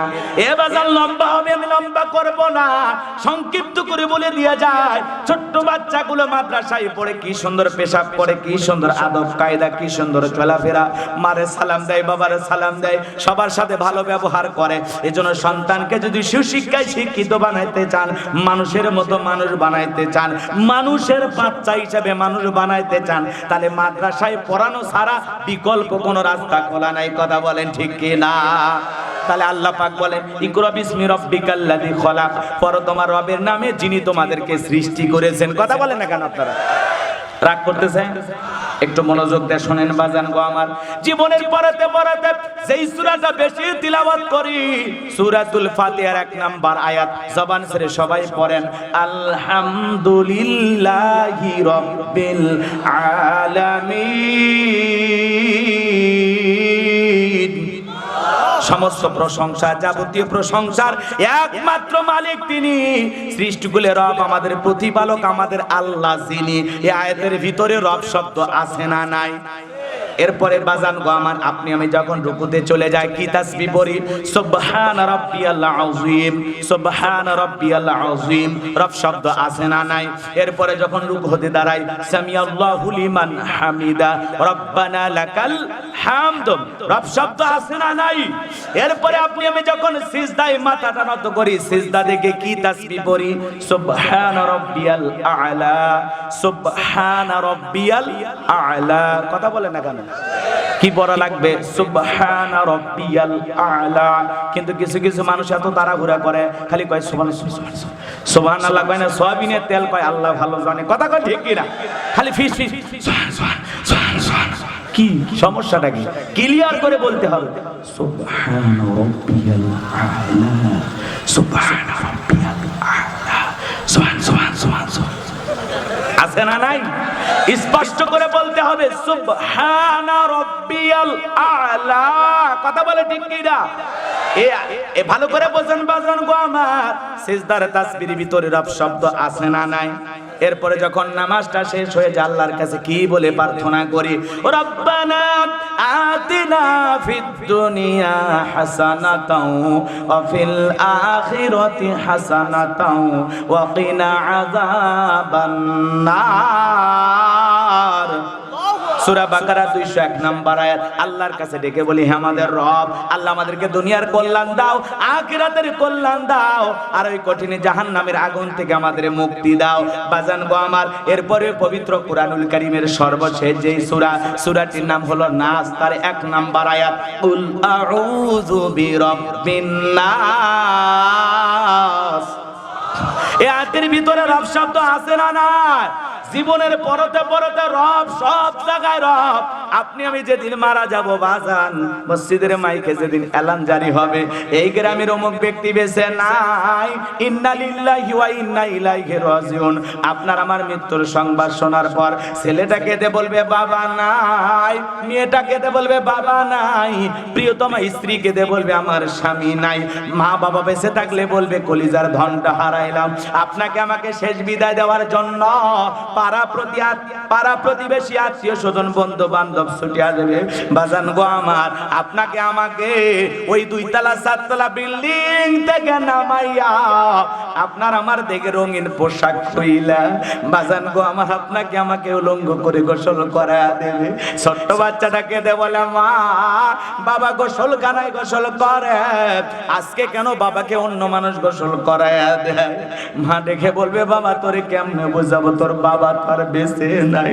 মেয়েটা না বুঝে কাঁদে আর বলে মা, বাবারে আমনে গোসল করায় কেন দেয়? আমার বাবা কেন নড়ে না, সরে না, কোনো কথা বলে না, আম্মা বলে আমার কোলে তুলে নেয় না, আমার বাবার কি হয়েছে? মা ডেকে বলে মেয়ে রে, কেমনে তুরে বুঝাবো, তোর বাবা তো আর বেঁচে নাই। ছোট্ট ছেলে মেয়েগুলো কাঁদে, চোখের পানি ছেড়ে দিয়া আপনার আমার দেখো সুন্দর করে গোসল করা দেবে বাজার। এইবার গোসল করানো যখন শেষ হয়ে যাবে, সাদা কাপড়ের মধ্যে চকলেটের মতো মোড়াইয়া মসজিদের খাটিয়াতে তুইলা 4 জন বরযাত্রী ধরে 1 পা 2 পা করে কবরস্থান পর্যন্ত নিয়ে যাবে। আপনার আমার জানাজার নামাজটা পড়ার পর আপনাকে আমাকে যখন কবরে শায়িত করবে, 1 1 করে 3 জন মানুষ কবরে নামবে, আপনার আমার লাশটা ধরে কবরের ভিতরে শায়িত করবে। আপনি আমি মনে মনে ভাববো 3 জন মানুষ মনে আমার সাথে যাবে, কিন্তু না না, এক এক করে সবাই উঠে যাবে। ওই কবরে লাশটা রাখার পর দূর আকাশ একটু একটু দেখা যায়। এরপরে যখন বাঁশের বিছানা বিছায়া দেবে বাজার, ওই ছিদ্রগুলো দিয়ে একটু আলো বাতাস কবরে প্রবেশ করে। এরপরে যখন কবরের উপরে মাটি দিয়ে দেবে বাজার, কবরটা হয়ে যাবে ঘোর অন্ধকার। অন্ধকার কবরে থাকা ব্যক্তি চিৎকার মেরে বলবে আমাকে একা রাইখা যাও না, আপনি আমি কবর দিয়ে চলে আসবো, আমাদের পায়ের আওয়াজ কবরবাসী শুনতে পাবে। চিৎকার মেঘলে ডেকে বলবে আমাকে একা রাইখা যাও না, কবরবাসী চিৎকার দুনিয়ার কেউ শুনতে পাবে না। আত্মীয় স্বজন সবাই আপনাকে আমাকে কবরে শায়িত করে যখন চলে আসবে, ওই কবর বড় কঠিন জায়গা। ওই কবরের ডানে মাটি বামে মাটি, মাটির হবে বিছানা, উপরেতে বাঁশের ছাউনি, কবর নাম তার ঠিকানা। বাজান গো আমার, এই তো কয়েকদিন আগে বৃষ্টি হয়ে গেল, এই বৃষ্টি পানির ভিতরে কত মানুষ মারা গেল বাজার। কয়েকদিন আগে একটা জানাজার নামাজ পড়াইতে গেলাম, প্রচন্ড পানি, এত পানি হয়ে গেছে বাজার গো আমার। সেই ব্যক্তির জানাজায় গেলাম, কবরের মধ্যে এক হাঁটু পরিমাণ পানি, আবার বালতি দিয়ে সেই যে পানিগুলো তোলা হলো। জানাজার নামাজ শেষে যখন কবরে শায়িত করা হবে, আবারও ঝুম বৃষ্টি পড়তেছে, আসমান থেকে এত বৃষ্টি পড়ে গেল, আবারও কবরটা ভরে গেল। পরিশেষে কলার গাছ কাইটা, কলার গাছের ডুমগুলো কবরের ভিতরে দিয়ে তার উপরে লাশটা রেখে দেওয়া হলো। এইবার কবরে কাদা মাটি দেওয়ার পর সন্তানগুলো কাঁদে আর বলে, মা তোমারে কোন কবরে শায়িত করলাম গো মা, তোমার ঘরে খাটটা পড়ে থাকলো, ও মা তোমার বিছানা পড়ে থাকলো মা, আর তোমাকে কাদা মাটির কবরের ভিতরে শায়িত করলাম। এই কথা বলে সন্তানগুলো আহাজারি করতেছে, কান্নাকাটি করতেছে। আজ হোক কাল হোক আপনি মারা যাবো রে বাজান গো আমার। ওই কবর বড় কঠিন জায়গা। আল্লাহ রাসূল বলেছেন যে কবরে চলে গেল, তার চাইতে অসহায় আর কেউ নাই। আমার নবীজি বলেছেন, ক্বালা রাসূলুল্লাহ সাল্লাল্লাহু আলাইহি সাল্লাম, ইন্নামাল কুবুরু রাউযাতুম মিন রিয়াদিল জান্নাহ আও হুফরাতুম মিন হুফারিন নার, রাওয়াহু তিরমিজি। বিশ্বনবী ডেকে বলেন, যে ব্যক্তির আমল ভালো, মৃত্যুর সঙ্গে সঙ্গে আল্লাহ রাব্বুল আলামিন তার কবরটাকে জান্নাতের বাগান বানায় দিবেন, বলুন সুবহানাল্লাহ। আর যে ব্যক্তির আমল খারাপ, আও হুফরাতুম মিন হুফারিন নার, তার কবরটা হবে জাহান্নামের আগুনের গর্ত। ওই বড় কবর বড় কঠিন জায়গা বাজান গো আমার। আপনি আমি আজ হোক কাল হোক ওই কবরে শায়িত হয়ে যাব। ওই কবরে আপনাকে আমাকে যেতে হবে বাজান। আপনি আমি যেদিন মারা যাব বাজান, আপনাকে আমাকে ওই কবরের ভিতরে শায়িত করা হবে। এই জন্য আল্লাহ রাসূল বলেছেন, যে ব্যক্তির আমল ভালো, কবর তার জন্য আল্লাহ রাব্বুল আলামিন জান্নাতের বাগান বানায়া দেবেন। আর যে ব্যক্তির আমল খারাপ, আও হুফরাতুম মিন হুফারিন নার, তার কবরটা হবে জাহান্নামের আগুনের গর্ত। একবার যদি কারো জন্য কবরটা জাহান্নামের আগুনের গর্ত হয়ে যায়, তার আর বাঁচার কোনো উপায় থাকবে না। এ বাজান গো আমার, ওই কবর বড় কঠিন জায়গা। যদি কেউ গুনাহ নিয়ে যায়, ফামাই আমাল মিসকাল যারাতিন খায়রান ইয়ারা ওয়া মাই আমাল মিসকাল যারাতিন শাররান ইয়ারা। বান্দারে যারা পরিমাণ অনুপরিমাণে যদি নেক আমল করো, যারা পরিমাণ অনুপরিমাণে যদি নেক আমল করো, ওইটাও তোমার আমল নামার ভিতরে লিপিবদ্ধ করা হবে। আবার যারা পরিমাণ অনুপরিমাণ যদি গুনাহ করো, ওইটাও তোমার আমল নামার ভিতরে লিপিবদ্ধ করা হবে। আর একবার গুনাহ নিয়ে যারা অন্ধকার কবরে যাবে বাজার, ওই কবরের ডানের মাটি বামে চলে যাবে, বামের মাটি ডানে চলে যাবে। এমন জোরে সাপ দেবে বাজার, এক পাজরের হাড় অন্য পাজরের ভিতরে ঢুকে যাবে। কবরে থাকা ব্যক্তি চিৎকার মারবে। ওই কবরে থাকা বিষাক্ত সাপ যদি একবার সবল মারে, পা থেকে মাথা পর্যন্ত বিষের যন্ত্রণায় দেহটা ছটফট করবে। ওই কবরে থাকা অন্ধ ফেরেশতা চোখে দেখে না, কানে শোনে না, হাতুড়ি দিয়া, বিশাল বড় মোগর দিয়া হাতুড়ি দিয়া মাথার উপরে এত জোরে বাড়ি মারবে, মাথাটা চূর্ণ বিচূর্ণ হয়ে যাবে। ওই কবর বড় কঠিন জায়গা, সাপ বিচ্ছুর কারখানা। এই জন্য কবরের ভিতরে নেক আমল নিয়ে গেলে আপনার আমার কপাল ভালো। আর যদি আমল ভালো না নিয়ে যেতে পারে, আপনার আমার অবস্থা খারাপ হবে। কথা বলেন ঠিক কিনা? ওই যে দেখেছেন বাজান গো আমার, কয়েকদিন আগে সাদপুর মতলবের ভিতরে 28 বছর পরে আল্লাহর এক বান্দাকে কবর থেকে তোলা হলো। লাশটা যেমন কবর দিয়েছে তেমনই আছে, একটা পশমেরও কোনো ক্ষতি হয় নাই। বলেন আল্লাহু আকবার। তাহলে কি মেডিসিন নিয়ে কবরে যাওয়া লাগবে? লম্বা হবে, আমি লম্বা করব না। আজ থেকে অনেক বছর আগের ঘটনা। ভারতের জমিনে বাজান গো আমার, তখন মুসলমানের সংখ্যা খুব কম ছিল, আলেম ওলামার সংখ্যা ছিল না। একটা বস্তি এলাকার মধ্যে এক মুসলমানের মৃত্যু হয়ে গেল। তার জানাজা পড়াবে, ইমামতি করবে, এমন মুসল্লিও খুঁজে পাওয়া গেল না, এমন ইমাম খুঁজে পাওয়া গেল না। মুসলমানেরা টেনশনে পড়ে গেল, লাশটা নিয়ে কি করবে, লাশটা নিয়ে কি করবে। একদিন অতি অতিবাহিত হয়ে গেল। তারা চিন্তা করে ইমাম পাই আর না পাই, লাশটা অন্তত আমরা একটু গোসল করাইয়া দেই। এইবার লাশটাকে গোসল করাইয়া দেয়। তারা বলল আগামী কালকে আমাদের রাস্তার পাশে যেহেতু কবরস্থান, ওখানে আমরা লাশ নিয়ে দাঁড়িয়ে থাকবো। যদি কোনো আলেম ইমামকে খুঁজে পাই, তার দ্বারা আমরা এই লাশটা জানাজা করাইয়া নিয়ে কবরে শায়িত করব। এই সিদ্ধান্ত নিয়ে পরের দিন সকালবেলা লাশ নিয়ে তারা অপেক্ষা করলো। দুপুর বেলা দেখা যায় একটা লোক মাথার ভিতরে টুপি, লম্বা জুব্বা পরে ওই পথে হেঁটে যাচ্ছে। তখন তাকে ডেকে বলতেছে, ভাই দেখে মনে হয় আপনি আলেম, দয়া করে একটু জানাজার নামাজ পড়াইয়া দেন। আমরা তো মূর্খ মানুষ, কিছুই তো বুঝি না একজন মানুষের জানাজার নামাজ কেমনি ইমামতি করতে হয়, কিভাবে নামাজ আদায় করতে হয়, কিভাবে কবরে শায়িত করতে হয়, আমরা তো জানি না ভাই, আপনার হাতে পরি পায়ে ধরি, আপনি দয়া করে জানাজার নামাজটা পড়াইয়া দেন। লোকটা ডেকে বলে, ভাই আমি ভারতের প্রশাসনের একজন লোক, আমি পুলিশের চাকরি করি, আমি তো বড় আলেম না। তখন তারা ডেকে বলতেছে, আপনি আলেম না হলেও শিক্ষিত মানুষ, মুসলমান মানুষ, আপনি অবশ্যই নিয়ম কানুন কিছু জানেন।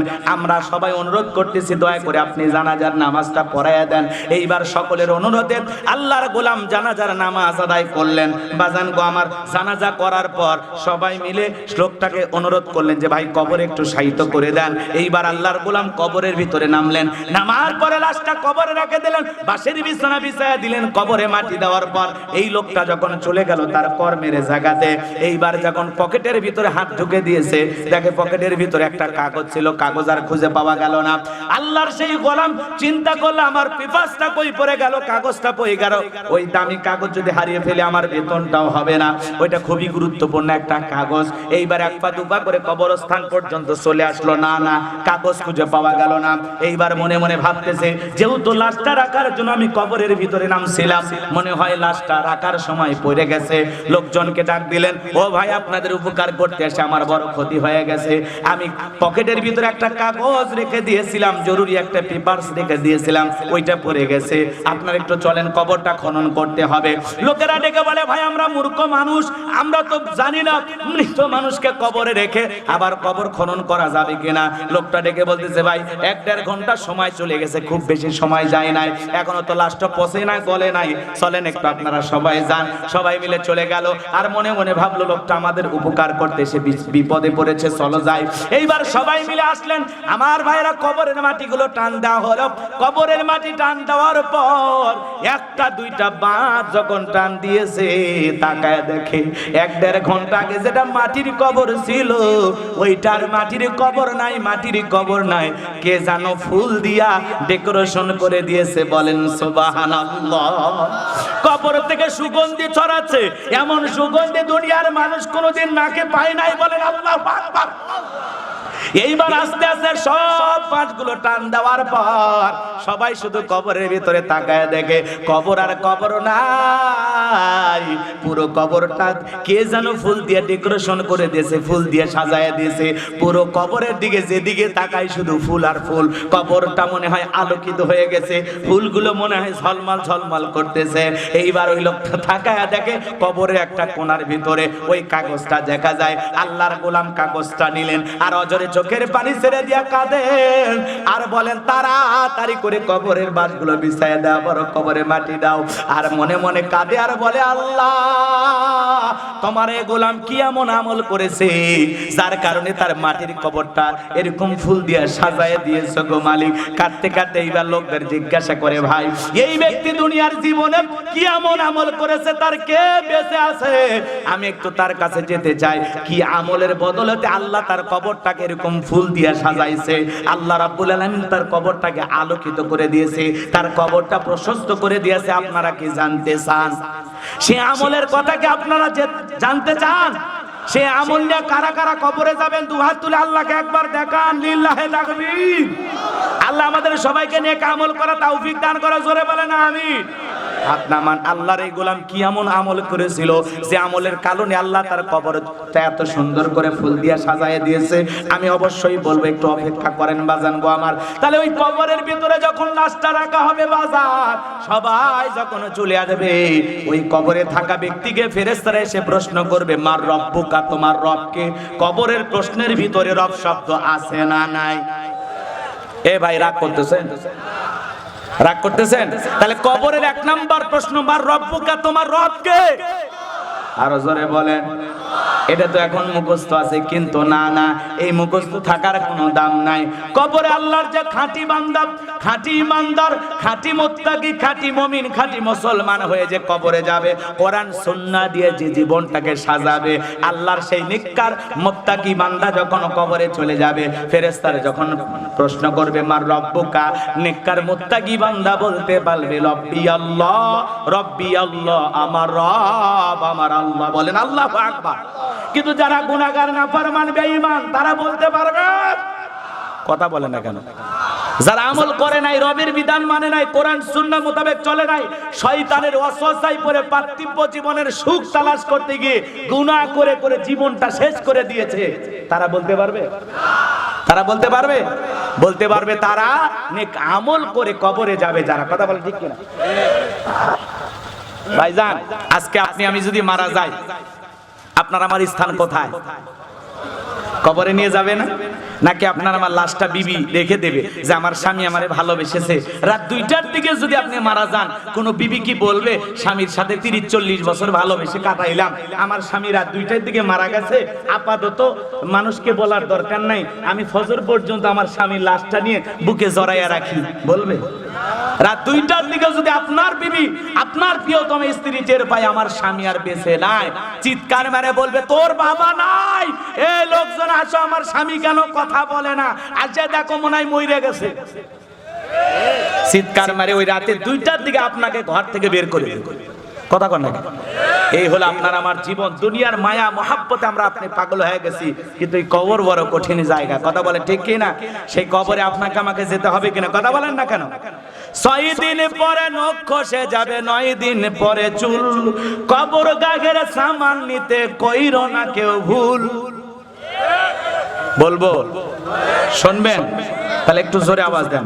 6 দিন পরে নখ খসে যাবে, 9 দিন পরে চুল, কবর গাগের সামান নিতে কইরো না কেউ ভুল। কবর জায়গা ভালো নয়, কবর জায়গা ভালো নয়, আমল দিয়ে কবর গৃহ সাজিয়ে নিতে হয়। কবর জায়গা ভালো নয়, কবর জায়গা ভালো নয়, আমল দিয়ে কবর গৃহ সাজিয়ে নিতে হয়। কথা বলে ঠিক কি না? 17 দিনে পেট পেটে শেষ পোকার খাদ্য হবে, 7 দিন পরে গোশত থাকবে না, কঙ্কাল পরে রবে। 17 দিনে পেট পেটে শেষ পোকার খাদ্য হবে, 7 দিন পরে গোশত থাকবে না, কঙ্কাল পরে রবে। 90 দিনে হাড়গুলি সব, 90 দিনে হাড়গুলি সব আলাদা হয়ে রয়। কবর জায়গা ভালো নয়, কবর জায়গা ভালো নয়, আমল দিয়ে কবর গৃহ সাজিয়ে নিতে হয়। কবর জায়গা ভালো নয়, কবর জায়গা ভালো নয়, আমল দিয়ে কবর গৃহ সাজিয়ে নিতে হয়। কথা বলে ঠিক কিনা?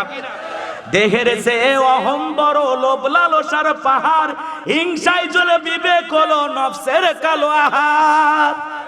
দেহের যে অহম বড়, লোভ লালসার পাহাড়, হিংসায় জ্বলে বিবেক হলো নফসের কালো আহার। হামান কারণ সবারই এই, হামান কারণ সবারই এই পরিণতি পরিচয়। কবর জায়গা ভালো নয়, কবর জায়গা ভালো নয়, আমল দিয়ে কবর গৃহ সাজিয়ে নিতে হয়। 6 দিন পরে নখ খসে যাবে, 9 দিন পরে চুল, কবর গাহের সামান নিতে কইরো না কেউ ভুল। কবর জায়গা ভালো নয়, কবর জায়গা ভালো নয়, আমল দিয়ে কবর গৃহ সাজিয়ে নিতে হয়। জোরে বলেন মারহাবা। তাহলে কবরের ভিতরে 1 নাম্বার প্রশ্ন করা হবে মার রব্বুকা, তোমার রবকে। যারা দুনিয়াতে রবের গোলামি করেছে, এক আল্লাহর ইবাদত করেছে, 5 ওয়াক্ত সালাত আদায় করেছে, তারা বলতে পারবে রব্বি আল্লাহ, আমার রব আমার আল্লাহ। কথা বলে ঠিক কি না? যারা গুনাহগার নাফরমান অবাধ্য আল্লাহর গোলাম, তারা উত্তর দিতে পারবে। কথা বলেন পারবে? তাহলে আল্লাহ পাক বলেন ইন্নাল্লাযিনা ক্বালু রাব্বুনা আল্লাহ, নিশ্চয়ই যারা বলে আমি তাদের রব। তাহলে বলেন তো জীবনের শুরু থেকে শেষ পর্যন্ত সব জায়গায় রব আছে না নাই? আল্লাহ আমার রব, এই রবই আমার সব। আল্লাহ ছাড়া আপনার আমার কেউ আপন হতে পারে? মুমিনের সবচাইতে বড় অভিভাবক কে? আল্লাহ। কথা কি বোঝা যায়? বোঝা যায়। তাহলে এদিক খেয়াল করেন, আল্লাহ রাব্বুল আলামিন বলেন ইন্নাল্লাযীনা ক্বালু রাব্বুনা আল্লাহ, নিশ্চয়ই যারা বলে আমি তাদের রব। বলেন তো আমাদের রব কে? কিন্তু এই পৃথিবীর ভূখণ্ডে আল্লাহ পাক যখন মুসলমানদেরকে, এদিক খেয়াল করেন। আচ্ছা আপনারা কি কথা রাখবেন না আমি দোয়া করে দেব? হ্যাঁ, এরকম পরিবেশ আমি চাই না। আমার কথা, আপনারা অনেক কষ্ট করে আসছেন, পরিশ্রম করে আসছেন, গাড়ি ভাড়া দিয়ে আসছেন, একটু দয়া করে আর 40 মিনিটের মতো আছে, একটু সময়টা দেন আমার। আমি আমার আলোচনাটা একটা জায়গায় নিয়ে যেতে চাই, তাই না ভাই? কথা বলেন না কেন? শুরু থেকে শেষ পর্যন্ত আলোচনা না শুনলে বক্তা কি বুঝাইতেছে আপনি বুঝবেন না। ওই যে মাঝখানে 2-1 লাইন শুনে বাইরে যায় সমালোচনা করবেন চাই স্টলে, এলে হুজুর বক্তা কি বুঝছেন আপনি? হুজুরের সমালোচনা করে লাভ আছে? আপনি কিছু বুঝেছেন? মোনাজাত পর্যন্ত একটু আমার সময় দেন ভাই, অনুরোধ করতেছি, ওটা ভাষা করেন না, একটু অনুরোধটা রাখেন। আমি তাকায় দেখতেছি আপনি, আমি বয়ান করতেছি এত কষ্ট করে, আপনি চোখের সামনে উঠে চলে যান, আমার দেখতে খারাপ লাগে না? এমনি যুবক মানুষ, মেজাজ গরম, বুঝেন না? আপনি কি শোনার জন্য আসছেন যে লাফায় যাচ্ছেন? যে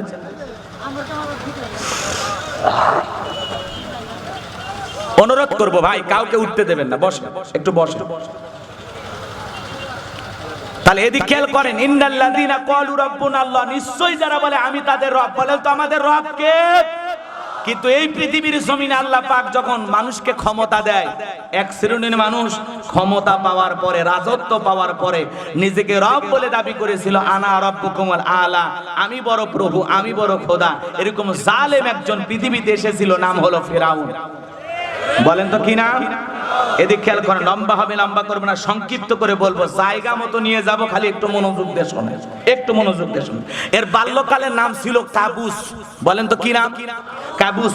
বলখিয়াও বলা হতো, আর কিপ্তিদের তরফ থেকে একটা নাম দেওয়া হয়েছিল, এর নাম ছিল রামসিস। বলেন কি নাম? এদিকে খেয়াল করেন। আর মিশরের বাদশাহ হওয়ার পর উপাধি নাম হলো ফেরাউন। এক কথায় মিশরের বাদশাহীর চেয়ারে যেই বসে তার নামই, কথা কয় না কেন? এটা ছিল উপাধি নাম। একটু মনোযোগ দিয়ে শোনেন, 4-4টা নাম ছিল তার, একটু মনোযোগ দিয়ে শোনেন বাজান গো আমার। এই কাবুস এ ছিল একটা ভবঘুরে যুবক। ভবঘুরে যুবক মানে বোঝেন না? এলাকায় কোনো কাজকর্ম নাই। ভবঘুরে যুবক মানে বোঝেন না? যাদের কোনো কাজ কাম নাই, ইয়াবা ফেন্সিডিল গাজা মদ খায় গাছক ধাক্কা মেরে কয় ভাইজান সাইড দেন। বউ যদি দরজা খোলে, অমুকের বাপ তুমি ঢোলকা, কয় মা তুই বুঝবো না যে একটু বেশি পরিমাণে মাল খাসি। কথা কয় লাগে। দিনাজপুরে ওয়াজ করতে গেলাম, একজন কয় হুজুর আমার ছেলে ডাল খায়, আমি বলে পুষ্টিকর খাবার বেশি করে খাওয়ায় দেন। কয় হুজুর এই ডাল সেই ডাল না, এই ডাল ফেন্সি ডাল। কথা কয় না। এরকম নেশাখোর সন্তান সমাজে আছে না নাই? একটা নেশাখোর সন্তান পরিবারের জন্য হুমকি। যারা নেশাদ্রব্য পান করে সমাজের মানুষ তাদেরকে ভালো চোখে দেখে। এ যুবক, আপা পেন্সিল গাঁজা মদ বিড়ি সিগারেট এগুলো না খাইয়া যদি ওই টাকা জমাইয়া বউরে মাসে একটা করে 3 পিস দিতে পারো, 12 মাসে 12টা ভালোবাসা পাবে। কথা কয় লাগে? রাগ করতেছেন আপনারা? বউরে যদি একটু ওই নিশাদ্রব্য পান না কইরা ওই টাকা জমায়া যদি বিবির একটু কাপড় কিনে, একটা 3 পিস কিনে, একটা শাড়ি কিনে যদি রাতের বেলায় যায় বলা যায়, শেফালি তুমি তো জানো না আজকে কি নিয়ে আসছি তোমার জন্য। কি নিয়ে আসছো গো? এই যে দেখো, কি একটা 3 পিস পাইলে, একটা শাড়ি পাইলে বউটা যে কি খুশি হবে মনে করেন ওইটা আপনার জীবনের প্রথম রাত। এ কথা কর না কেন? রাগ করতেছেন? কিন্তু আপনি তো পারলে বইয়ের 3 পিস চুরি করে বিক্রি করে ডাল খান, বইয়ের গহনা চুরি করে বিক্রি করে আপনি নিশার টাকা নেন। কথা কর না কেন? আপনি পারলে তো বউরে পিটাইয়া বাপের বাড়ি পাঠাইয়া ওর বাপের বাড়ির শ্বশুর বাড়ির টাকা দিয়ে আপনি নেশা করেন, জুয়া খেলেন, ডাল খান, বিশ্বকাপে বাজি ধরেন। আপনি তো নিকৃষ্ট জানোয়ার। আপনি মানুষ হতে পারেননি।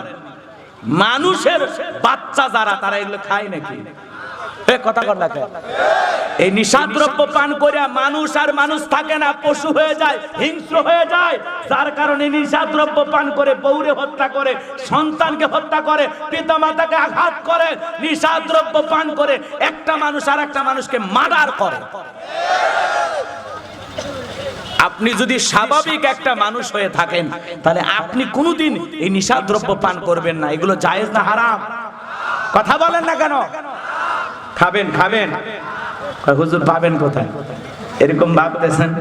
খবরদার যুবক, তোদের পায়ে হাত অনুরোধ করে যায়, নিশাদ্রব্য পান করা যাবে? কথা বলেন যাবে? লম্বা হবে, লম্বা করব না, সংক্ষিপ্ত করে বলে দিয়ে যায় আমার ভাইয়েরা। এইবার এই ভবঘুরের যুবক ফেরাউন তখন চিন্তা করলো কি করা যায়, এলাকায় কোনো কাজকর্ম পাইল না। বাল্যকালের বন্ধু হামানকে নিয়ে চলে গেল মিশরে। মিশরে যাওয়ার পর সর্বপ্রথম হলো তরমুজের ক্ষেতের লেবার, এরপরে হলো ওই দেশের সরকারি গোরস্থানে দারোয়ান লাগাবে। চতুর্দিক দিয়ে লোকজন দারোয়ানের চাকরি পাওয়ার জন্য বাদশার দরবারে ইন্টারভিউ দেওয়ার জন্য হাজিরি হয়েছে। এক দুইজন যাইতে যাইতে এইবার যখন এই কাবুজ নামে ফেরাউনের পালা, তখন ডেকে বলে, বাদশা আপনার চাইতে ভালো মানুষ এই জমিনে আর আমি দেখি নাই, আপনার চাইতে সুন্দর মানুষ আমি দেখি নাই, আপনার অনেক সুনাম আমি শুনেছি, ভিন দেশ থেকে বুক বড় আশা নিয়ে আপনার দেশে হাজির হয়েছি। মনে যদি কিছু না নেন, এই চাকরিটা যদি আমারে দেন বড় উপকার হবে আমার, সারাটা জীবন আমি আপনার কৃতজ্ঞতা প্রকাশ করব। এমন ভাবে কথাগুলো উপস্থাপন করলেন, বাদশার মায়া লেগে গেল। বাদশা তখন ডেকে বলে, বাবা ইন্টারভিউ সবাই বন্ধ করো, এই ছেলেটাকে আমি গোরস্থানে চাকরি দিলাম, কথা আছে দুষ্ট লোকের মিষ্টি কথা। এমন ভাবে কথাগুলো উপস্থাপন করেছেন, বাদশার মায়া লেগে গেল। এইবার এই কাবুজ নামের ফেরাউনকে মিশরের সরকারি গোরস্থানের চাকরি দেওয়া হলো। এইবার চাকরি পাওয়ার পর বাদশা মাসে মাসে বেতন দিবে, ঠিক আছে। আর মনে মনে ফেরাউন ভাবতেছে, এই বেতন দিয়ে তো চলবে না, আমার সাইটে ইনকাম করা দরকার। কথা বলেন না কেন? এইবার সরকারি গোরস্থানের ভিতরে যত মানুষ লাশ দাফন করতে চায়, ওদেরকে ডেকে বলে, শোনো, তোমরা যদি এই মিশরের গোরস্থানে লাশ দাফন করতে চাও, লাশ প্রতি আমার একটা করে দিরহাম দেওয়া লাগবে, না হলে আমি লাশ দাফন করতে দেব না। জনগণ চিন্তা করলো, একটা করে দিরহাম দেওয়ার জন্য বাদশার দরবারে বিচারার নালিশ নিয়ে যাব, এর কারণে লাশ পয়সা গুলো শেষ হয়ে যাবে। অতএব একটা টাকা যদি পাই, এই ছেলেটাই পায়, একটা করে দিরহাম ঘুষ দিয়া জনগণ এইবার লাশ দাফন করা শুরু করলো। বলেন তো বাজান, এক টাকাও কি? কথা কন না কেন? এটা কিন্তু আমাদের দেশে নাই। আরে নাই, ওটা ভিন দেশে আছে। কথা বলে না কেন? শোনো, এই দেশটার গল্প করি, দেশটা মনে হয় স্বপ্নপুরী, শুধু কর ঘুষখোর মদখোর জুয়াখোর, এটাই আছে ভুরি ভুরি, হেটাই আছে ভুরি ভুরি। এ দেশে অসৎ কামাই কেউ করে না, তবে ঘুষের টাকা পেলে কেউ তো ছাড়ে না। টেবিলের নিচে দিয়ে হাত বাড়িয়ে কালো টাকাটা নাই সারিয়ে, টেবিলের নিচে দিয়ে হাত বাড়িয়ে কালো টাকাটা নেই সারিয়ে, করেছে ওরা বড় দেশের চুরি, করেছে ওরা বড় দেশের চুরি। শোনো, এই দেশটার গল্প করি। কথা বলে ঠিক কিনা? একটা ছেলের চাকরি পাইতে গেলে 10 লাখ 15 লাখ 20 লাখ টাকা ওপরালা দেওয়া লাগে। ওপরালা বলতে কি ফেরেশতা এসে নিয়ে যা? কথা কন না কেন? এ দেশের চেয়ার টেবিল পর্যন্ত ঘুষ খায়। কথা কন ঠিক কিনা? বাবার কবরে এক মুঠো মাটিও দেয়নি। এ কথা কন না আপনারা? করোনা মহামারী আইসা যখন মারে করোনায় রোগে আক্রান্ত করে ফেলেছে, তখন ছেলেটের পাইয়া মারে জঙ্গলে ফেলে আসছে। এই করোনা মহামারী আইসা বুঝাই দিয়া গেল, এই দুনিয়াতে কেউ কারো আপন না। স্বামীর করোনা হলেই স্ত্রী তাকে আলাদা রুমের ভিতরে রেখেছে, স্ত্রীর করোনা রোগে আক্রান্ত হইলে স্বামী তাকে আলাদা রুমে রেখেছে। কথা কোন ঠিক কিনা? এইবার অসুস্থ স্বামীর সেবা করবে কিভাবে? বাঁশ একটা লম্বা নিয়ে আইসা প্লেটে কিছু খাবার দিয়া, ওই বাঁশের মাথায় প্লেটটা লাগায়া এরকম ঠেলা দিয়া স্বামীর ঘরে খাবার পাঠাইছে। কথা কর না কেন? এইবার স্বামী যখন সুস্থ হয়েছে, ওই রুজিনা, ওই বিউটি নার্গিস গোলাপি বলে, স্বামী গো, তুমি যখন করোনা রোগে আক্রান্ত হয়েছিলে কত সেবা করছিলাম, তোমার জন্য কত দোয়া করছি, আহারে কত ভালোবাসা যে তোমার জন্য জমায়ে রাখছি। স্বামী তখন বলতেছে, কেমন ভালোবাসা দেখাইছিস আমি জানি, আমারে তো খাওয়াইছিস বাঁশ দিয়ে। কথা কন নাকি আপনারা? এই জন্য করোনা মহামারী বুঝাইয়া দিয়েছে, দুনিয়াতে কেউ কারো আপন। বন্ধুর করোনা হয়েছে, আর এক বন্ধু দেখতে যায়নি। কথা কর। সুস্থ হওয়ার পর কয়, দোস্ত তোমার জন্য অনেক দোয়া করছি। তো দোয়া করছো তো জীবনে একদিন দেখতে গেলি না। একজন মুসলমান যদি অসুস্থ হয়, আর এক মুসলমান তাকে দেখতে যাওয়া কি এটা একটা হক? কথা বলে ঠিক কিনা? এক মুসলমান আর এক মুসলমানের প্রতি 6টা হক। ওইদিকে বলতে গেলে আমার আলোচনা অন্যদিকে চলে যাবে, যাওয়ার কোনো সুযোগ নাই। কথা বলে ঠিক কিনা? তাহলে এই মহামারী আমাদের বুঝাইয়া দিয়ে গেল, দুনিয়াতে কেউ কারো আপন। সবাই স্বার্থের জন্য ভালোবাসে, কথা বলেন ঠিক কিনা? সামনের দিকে যাই, লম্বা হবে, লম্বা করব না। বাজান গো আমার, ওই জামানা আল্লাহ মহামারী দিল, নাম হলো ডায়রিয়া, কলেরা। হাজার হাজার মানুষ প্রতিদিন মারা যায়। এত রোগ, এত ডাক্তার, এত হাসপাতাল তো সেই জামানায় ছিল না। এইবার লোকগুলো মারা যায় আর সরকারি গোরস্থানে লাশ দাফন হয়, আর একটা করে দিরহাম পাইতে পাইতে অল্প ব্যবধানে এত টাকার মালিক হয়ে গেল, টাকা রাখার আর কোনো জায়গা নাই। বাদশার দরবারে একদিন চলে গেছে, বাদশা আমার কাছে কিছু টাকা পয়সা জমে গেছে, এলাকার যারা গরিব মানুষ আছে খাজনাপাতি দিতে পারে না, যে গরিব দুঃখী খাইতে পারে না, আমি এই টাকাগুলো দিয়ে তাদের একটু উপকার করতে চাই, সেবা করতে চাই। বাদশা ডেকে বলে, বাবা এ তো ভালো উদ্যোগ, তোমার মতো মানুষ তো ঘরে ঘরে জন্ম নেওয়া দরকার। ঠিক আছে, টাকার বস্তাগুলো তুমি নিয়ে আসো, আর আমি রাজ্যের ভিতরে ঘোষণা করে দিলাম, এসো এসো তোমরা সবাই অমুক দিন আমার দরবারে চলে আসো, ওই গোরস্থানের দারোয়ান তোমাদের খাজনা পরিশোধ করে দিবে, গরিব দুঃখীকে টাকা দিয়ে উপকার করবে। হাজার হাজার মানুষ লাইনের মধ্যে দাঁড়ায় আছে, আর এই গোরস্থানের দারোয়ান ওই ঘুষ খাওয়া টাকাগুলো দিয়া জনগণের খাজনা পরিশোধ করে দিল। আমাদের গাইবান্ধায় গ্রাম অঞ্চলে একটা কথা আছে, মাছের তেল দিয়া মাছ ভাজে, টাকা কিন্তু জনগণের সিস্টেমে খালি দিতেছে, আর জনগণ মধ্যে বোঝেন নি মনে হয়, বোঝেন নাই, সিস্টেমে খালি দিতেছে। এইবার ঘুষ খাওয়া টাকাগুলো জনগণের মাঝে যখন বিতরণ করে দিল, জনগণের পাশে দাঁড়ায়া দিল, আমার ভাইয়েরা, জনগণ যায় আর বলে, আহারে রাজ্যের বাদশা যদি এই ব্যক্তি না হয়, ওই গোরস্থানের ছেলেটা ওই তো, না জানি আমাদের কপাল খুলে যেত। নির্বাচনের আগে একটু জনসেবামূলক কাজ করা দরকার আছে না নাই?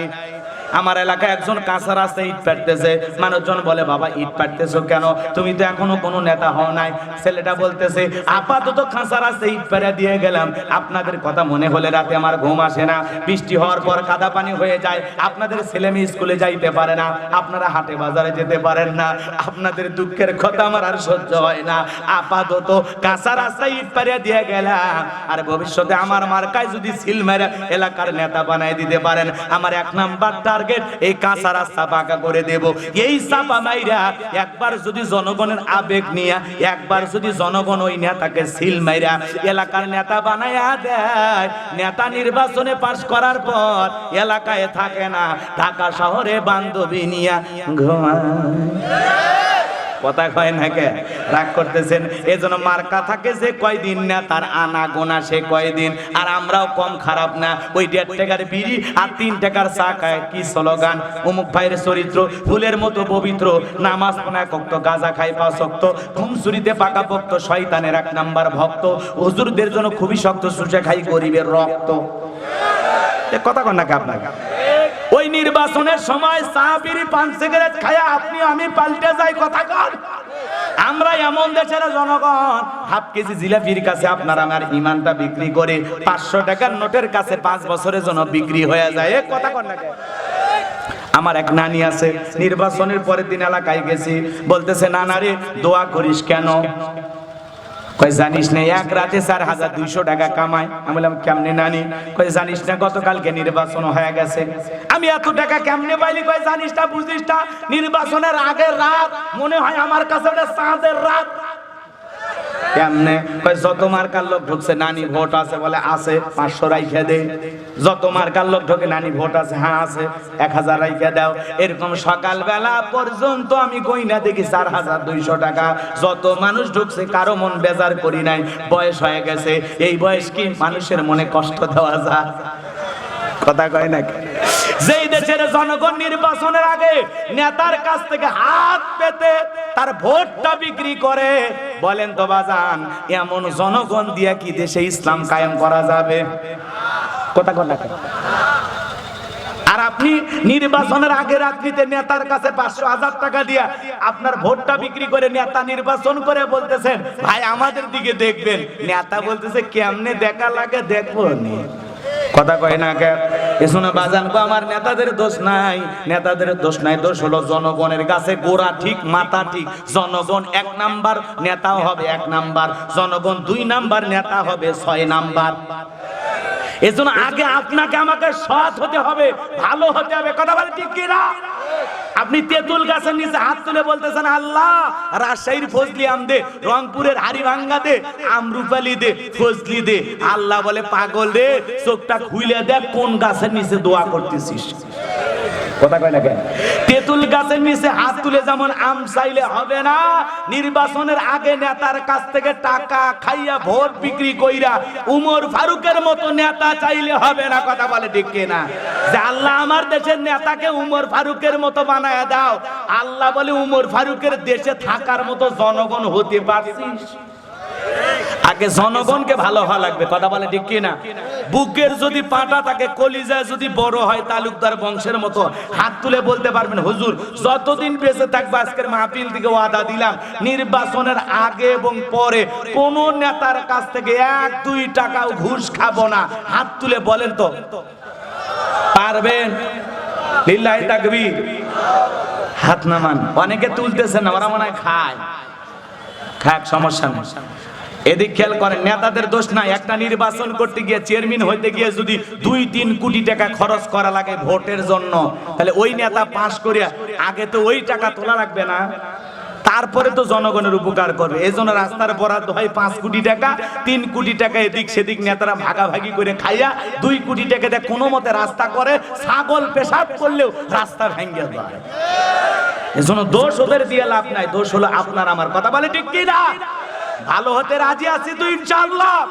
সৎ, যোগ্য, নির্ভীক মানুষকে নির্বাচিত করতে হবে। নেতা যখন ভোট চাইতে আসবে তখন বলবেন ভাই আপনার কোনো টেনশন নাই, আমরা আপনাকে নির্বাচিত করব। আমার গ্রামে এই সমস্যা, পানির ড্রেনের সমস্যা, আমাদের মসজিদের দিকে একটু তাকাবেন। বিশ্বাস করেন নেতা যদি সৎ হয়, আপনাদের সমর্থন পায়, যদি সেদিন নির্বাচিত হয়, আপনাদের কোনো সমস্যা থাকবে না। সে এসে আপনাদের পাশে দাঁড়াবে। আপনারা যা যা চাইবেন নির্বাচনে পাশ করে আপনাদের সেই দাবিগুলো সে পূরণ করার চেষ্টা করবে। কথা বলে ঠিক কি না? এই জন্য আপনাকে আমাকে আগে ভালো হওয়া লাগবে। আর আমরা 1.5 টাকার বিড়ি পাইয়া কি স্লোগান, আর নির্বাচনের সময় পাতিলে চা রান্না করে, ওই পাতিলের চায়ের রং আর বৃষ্টি হওয়ার পরে খেরে পালার নিচ দিয়ে যে পানিটা যায়, 2টা রং সমান। কথা কয় না কেন? চলেন সামনের দিকে যায়, খারাপ লাগতেছে। বাস্তবতা একটু বলার দরকার আছে না নাই? এবার জানবো আমার লম্বা হবে, লম্বা করব না। এইবার ওই দেশের জনগণ চলে গেল, আর মনে মনে খুব তারা খুশি। কার ওপর? এই কাবুস নামের ফেরাউনের ওপর। ওই দেশের মন্ত্রী মারা গেল, নির্বাচন শুরু হয়ে গেল। এই সুযোগে এইবার ফেরাউনও দাঁড়ায় গেছে। আগে তো জনগণের ভালোবাসা নিয়েছে অর্জন করে, এইবার সমস্ত জনগণ এক চান্সে ভোট দিয়া মিশরের মন্ত্রী বানায় দিল। বার্ধক্যজনিত কারণে ওই দেশের বাদশা যিনি ছিল, বাদশা মারা গেল। এইবার ফেরাউন সমস্ত জনগণ আর নেতাদেরকে ডেকে বলে শোনেন, বাদশা মারা গেছে, বাদশার সিংহাসনটা খালি, বাদশা ছাড়া তোর দেশ চলবে না। আপনারাই বলেন আপনাদের দেশে বাদশা আপনারা কাকে বানাতে চান? সমস্ত জনগণ ডেকে বলে আগে আপনার চরিত্র আমাদের জানা হয়ে গেছে, আপনি আমাদের বাদশা হয়ে যান, আমাদের কারো কোনো আপত্তি নাই। এইবার জনগণের সমর্থন পাইয়া, ওই দেশের নেতাদের সমর্থন পাইয়া এক চান্সে ফেরাউন হয়ে গেল মিশরের বাদশা। বাদশাহীর সিংহাসনে বসার পর নেতা যখন ঘুমাইতে যায়, রাতের বেলায় ঘুম আসে না, আজে বাজে স্বপ্ন দেখে খালি লাফায় লাফায় ওঠে। এইভাবে 2-3 দিন ভাই অতিবাহিত হয়ে যায়। এরপরে নেতা টেনশনে পড়ে গেল, আজে বাজে স্বপ্ন দেখে ঘুম আমার আসে না। তার দরবারে জ্যোতিষী ছিল 400। এই 400 জ্যোতিষীর লিডারের নাম হলো দবিরা, বয়স হলো 320 বছর। দবিরাকে ডেকে বলে, দবিরা আমার একটু ভাগ্য গবেষণা করে দেখো, আমার ভবিষ্যৎ জীবনে কি আছে, আমি কেন জানি আজে বাজে স্বপ্ন দেখি, রাতের বেলায় ঘুমাইতে পারি না। এইবার দবিরা বলে, নেতা টেনশন নাই, আমি একটু দেখতেছি। এইবার দবিরা ভাগ্য গবেষণা করে বলে, নেতা যদিও ছিলেন তরমুজের খেতের লেবার, সেখান থেকে গোরস্থানের দারোয়ান, এরপরে মিশরের বাদশা, আঙ্গুল ফুলে কলার গাছ, কিন্তু আপনার ভবিষ্যৎ জীবন বড় অন্ধকার। আগামী 3 মাসের ভিতরে বনি ইসরায়েল সম্প্রদায়ের মধ্যে মুসা নামের একটা ছেলে জন্মগ্রহণ করবে। ওই মুসার কারণে রাজত্ব থাকবে না, পাওয়ার থাকবে না। নেতারে এমনকি আপনার জীবন যাবার সম্ভাবনাও দেখা যায়। এই কথা শোনার পর ফেরাউনের মাথা ঠান্ডা না গরম? খালি গরম। কাঠকর ফোরাইয়া ছিলাম কই, আসলাম কই, না জানি ভবিষ্যতে আরো কত কিছু হয়। আর একটা পিচ্চি পোলা জন্মগ্রহণ করবে, ওই মুসার কারণে রাজত্ব পাওয়ার ক্ষমতা থাকবে না, আমার জীবন থাকবে না, এটা তো মেনে নেওয়া যায় না। দবিরা যদি বলতো মুসা আসবে, খানকা বানাবে, বৈশা বৈশা জিকির করবে, তাহলে মাথা গরম করতো না? কথা বলেন ঠিক কিনা? আজও পৃথিবীর দিকে তাকায় দেখেন, যারা খানকায় বসে হু হু মারতেছে, খানকায় বসে তারা বলে পানির ভিতর জ্বললে বাতি, ঝড় বাতাসেও নেবে না, ল্যাংটা বাবার মুরিদ হইলে নামাজ রোজা লাগে না। এরকম ভণ্ড আছে না নাই? ওদেরকে কেউ টার্গেট করে? যারা খানকায় বসে জিকির করতেছে, লাফালাফি করতেছে, ওদেরকে কেউ টার্গেট করে না। ওরা নারী পুরুষ একত্রে নিয়ে ঢোল তবলা বাজায় জিকির করতেছে আর লাফাচ্ছে। কথা কর না? আপনাদের এলাকায় বসে এগুলো নাই? আরে নাই, রাগ করতেছেন? যাই হোক, কথা বাইরে যাবে, আমি এদিক সেদিক যাব না। ভণ্ড পীরের কাছে যাওয়া যাবে না। পীর ছিল শাহজালাল, শাহপরান, শাহ মাকদুম, বাইজিদ বোস্তামি, আব্দুল কাদের জিলানী, রংপুরের কেরামতুল্লাহ, বগুড়া শাহ সুলতান, রাজশাহীর শাহ মাকদুম। বড় বড় আল্লাহ ওয়ালাদের মাধ্যমে এই জমিনে ইসলামের প্রচার প্রসার হয়েছে, মানুষ আল্লাহ ওয়ালা হয়েছে। কথা বলে ঠিক কিনা? পীর ছিল শাহজালাল, খানকায় পীর, রাজপথে পীর, নারাই তাকবীর হুঙ্কার দিয়েছে, গৌর গোবিন্দ ধুতি খুলে পালাছে। এগুলো ছিল পীর। কথা বলে ঠিক কিনা? আর এখনকার পীর ডিজিটাল ক্ষীর। কথা কয় না? আর মাথার চুলে জট, হাতে গাঞ্জার পর, লুঙ্গি পিনতে থাকে না, গামছাও পিনতে থাকে না, পুরোটা দেহ কাপড় ছাড়া। নাম দিয়েছে কি বাবা? হ্যাঁ। আর ওদেরকে দেখে মানুষ কয় সবকিছু সারিয়া তোরা বাবার চরণ ধর, আয়না বসাইয়া দে তোর কলবের ভিতর। বাবারে আছে না নাই? গাঁজা খায়া মুজদারি লাল বানাইছে, টর্চ লাইট মেরে মুখ কোথাও খুঁজে পাওয়া যায় না। কথা ঠিক কিনা? বগলে চুল দিয়ে বেরি বাড়ি হয়েছে, আর সুন্দরবনে বসলে বান্দরবনে কি অবস্থা? এরকম ভণ্ড আছে না? গাঁজা খায়া লাফাইয়া জান্নাতে যাইবা? কথা কয় লাগে? রাগ করতেছেন মনে হয়? এক এক দরবারে এমন কায়দায় গাঁজার আসর বসে, বাপ রে বাপ। গাঁজা খাওয়ার ধোঁয়া দেখা রাস্তায় প্রশাসনের লোক দাঁড়ায় বলতেছে মনে হয় ওরসের রান্না হচ্ছে, এত ধোঁয়া। কথা কর না? রাগ করতেছে? চলে সামনের দিকে যা, আর কষ্ট দেব না। এই জন্য কোন ভণ্ড পীরের কাছে আমরা যাব, পীরের কাছে যাব হক্কানি আল্লাহওয়ালা, যে পীরের পা থেকে মাথা পর্যন্ত নবীর সুন্নত দিয়ে ঢাকা, যার চেহারার দিকে তাকালে আল্লাহর কথা স্মরণ হয়, এমন হক্কানি আল্লাহওয়ালার কাছে আমরা যাব। কথা বলে ঠিক কি না? মনে থাকবে তো ইনশাআল্লাহ? কষ্ট পাবেন না। চলেন বাজান গো, আমার সামনের দিকে যায়, লম্বা হবে। এইবার ফিরাউন চিন্তায় পড়ে গেল, কি করা যায়, কি করা যায়, কি করা যায়। কারণ মুসা আসবে ওর 12টা বাজানোর জন্য। কথা বলেন ঠিক কিনা? আজও খানকায় যারা বসে আছে ওদেরকে টার্গেট করা হয় না। যারা আল্লাহর জমিনে দিন প্রতিষ্ঠিত করার কথা বলে, হকের আওয়াজ দেয়, সুন্দরভাবে মানুষকে বুঝায়, ইসলামমুখী বানাইতে চায়, ইসলামী আন্দোলনের কথা বলে, দিনের দাওয়াত সঠিকভাবে মানুষকে দিতে চায়, তাদেরকেই বাতিলেরা টার্গেট করে। কথা বলেন ঠিক কিনা? এইবার ফিরাউন হামানকে ডেকে বলে, এ হামান এইদিকে আয়। হামান তাড়াতাড়ি আয়, টেনশনে আমার ঘুম আসে না।